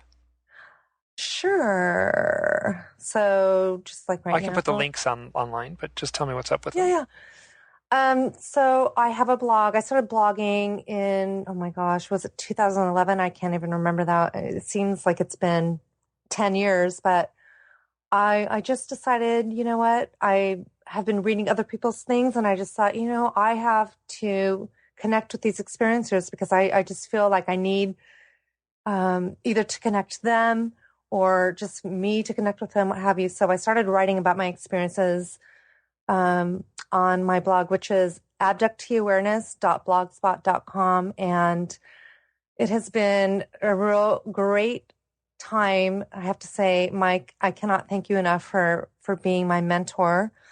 And I should also add, what I like about that blog is it looks so beautiful. The art direction is glorious. the only other blog that I can think of that actually is more superior than mine is this one called Hidden Experience. Right on for I don't know that if you've heard guy, about it. Yeah, he was a former art director in New York City that went to turn into a ski bum and then still keeps his art direction chops by He's very tweaking his own blog and sometimes yours. Well, yeah, I know, and I have to say, if it wasn't for you, I don't know where I would be right now, and I mean that from the bottom of my heart because you are such an inspiration to me. Really? Oh gosh. Okay. I No, you feel really like are. okay. No, I'm dead serious because I think that the more that we've communicated and we've definitely become very good friends, that you know me so well and have been able to support me and tweak things that need to be tweaked, and you have such a keen eye for things that I might have missed. So, I just have to say thank you for that, and also my podcast, which I am Is that actually on Blog Talk? Do you do that on Blog Talk? on On Blog Talk Radio? on Blog Talk Radio. Hello, Susan. Susan, wait, are you there? So, can you hear me? Yeah, right. No, it is not on Blog Talk. Oh, okay. It's actually on Podbean. Right on. And you were an inspiration then again for me to do that. So thank you again. Well, you had already been doing your own audio stuff before that. I have. I was doing, a radio KGRA, show you were there, with KGRA. Yeah. It was really great. And I just,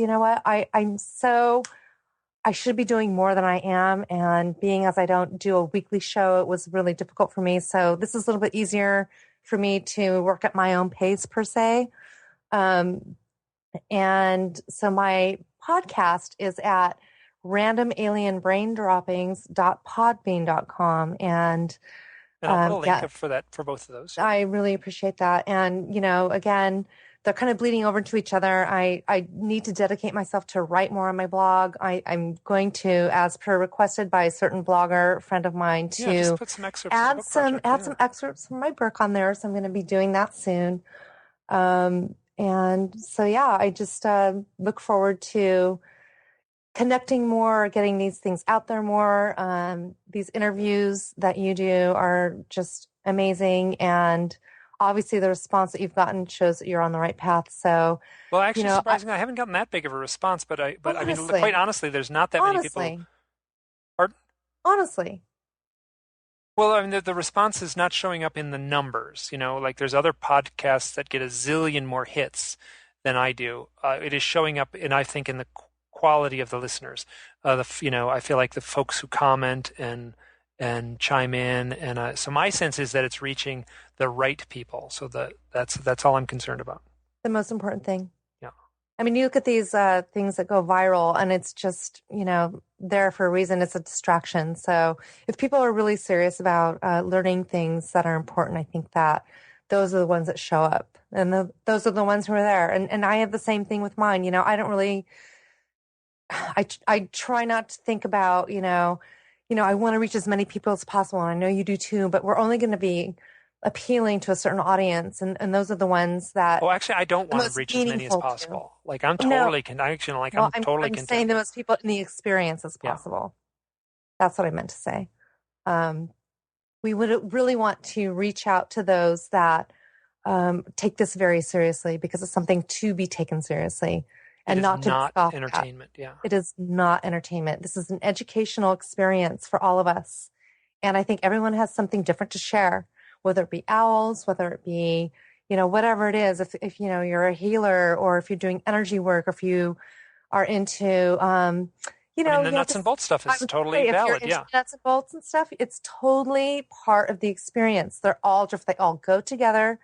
You can't have one without the other, and that's just the way it is. And so we are part of that in this, in this forum, on this platform that we're doing. So I definitely encourage anybody to contact me, or visit my blog or my podcast. Listen, they're available. Let me say that again. They are also available on iTunes. So if you need to download them, just as Mike's are as well, these things are there for us to learn about each other and maybe figure out a little bit more about the bigger picture. Not necessarily to have all the answers, because nobody does, and I don't think anybody ever will.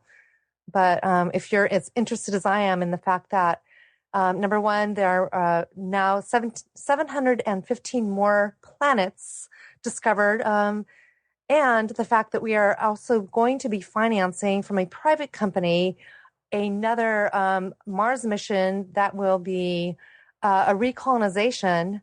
Why somebody would actually want to spend billions of dollars on that might make you think a little bit more about our future here. Obviously, maybe they know more than we are privy to. Obviously, that's the case. But, obviously there's things that we need to be paying attention to. Yep. There's a lot going on, and sometimes I'm overwhelmed by how much there's going on as far as the internet stuff, but at the same time, my very strong sense is that there are people having direct experience in the weirdest possible ways, and that those people need a voice. And you know what's funny, Mike? When you say in the weirdest sort of ways, I think that they're just weird because it's not part of the quote unquote normal part of the human experience that we've been taught to be. They might not be weird at all if we were raised in a village in the jungles of Brazil. Exactly. But unfortunately you and I were raised in this Western society, and yeah, so it feels like it is way outside the boundaries of what is considered normal, in this place we live in called, whatever, present day America. Right. That's true. Well, it's great. This went well. Yes, it did. We'll be in touch. When you can post it on your site, I can post it on my site, and we'll double dip that way. Yeah. So I love the double dipping, definitely. Yeah. And I again just want to say thanks again for everything you've done, for, like I said, being my mentor, and I look forward to what you have to show us next about the owl experience and that'll be that happening. might be going. Yeah. That's the next thing will be in a book format. And that will be coming up soon to a theater near you. No, to a bookstore, hopefully, or online. Yeah. So. No, isn't it hard though, Mike? Obviously it's not off the record, but I'll just say this right now. You and I are both writing these things down, and trying to be diligent is so difficult, and things change on a daily basis. And it's really hard to, look back at the experience and just like have a cutoff point and say, I'm going to stop now, Yeah. Because it just goes on and on and on, and it changes all the time. It's like a kaleidoscope. It's really hard to make it so, I'm going to say 3-dimensional, because it's certainly not a 3-dimensional experience. It is multidimensional, yeah, and multidimensional in all kinds of aspects, So it's hard to put that down on a one-dimensional piece of paper. That's the challenge. That's where it takes the role of the poet in a way, rather than the role of the analyst, I think. You have to be both, because I'm trying to tap into some sort of pretty mystical stuff. There's certainly mystical stuff that can be written about, and it can be done. I have to make it believable I don't want to bore the reader either. It's funny. It's like when you say you have to make it believable. So it's like, what's believable? Here, let me say it this way. I want to make sure I don't bore the reader. Let me put it, that might be a better way to say it. How do we do that? That's that you have to. What I mean? Yeah, I mean, if I wrote a 700-page book that was boring, I would be not doing a service to anything. So, so I have to make sure that it's, whatever. So here's the thing. The subject has been delightful. It has been electrifying for me, and I'm trying to put that energy into it. Right. Yeah, I hear you. Definitely. I have a hard time because I elaborate so much to the littlest detail, and I'm definitely, you and I are both storytellers. So it's definitely something that you have to pay attention to. Yeah. Don't cling to stuff if if you get an editor that says, "Oh, let's just snip this out." So there you have it. So we shall see. Great. To be continued. Well, this has been great. It has been great. Thank you so much, Mike. I will talk to you soon. Sounds great. Bye-bye. Bye. Hi, this is Mike. I am chiming in at the end of the editing. We covered a lot of bases. We really loosened up near the end, it felt like, and that's what I like. And I hope you got a lot out of it. I've included links to Suzanne's blog as well as her audio podcast site. Those are linked on the show notes. Her blog is called Abductee Awareness. You can find it at abducteeawareness.blogspot.com. And her podcast series is under the name Random Alien Brain Droppings, all one word, Random Alien Brain Droppings .podbean.com. If you've made it this far, thank you so much. Bye now.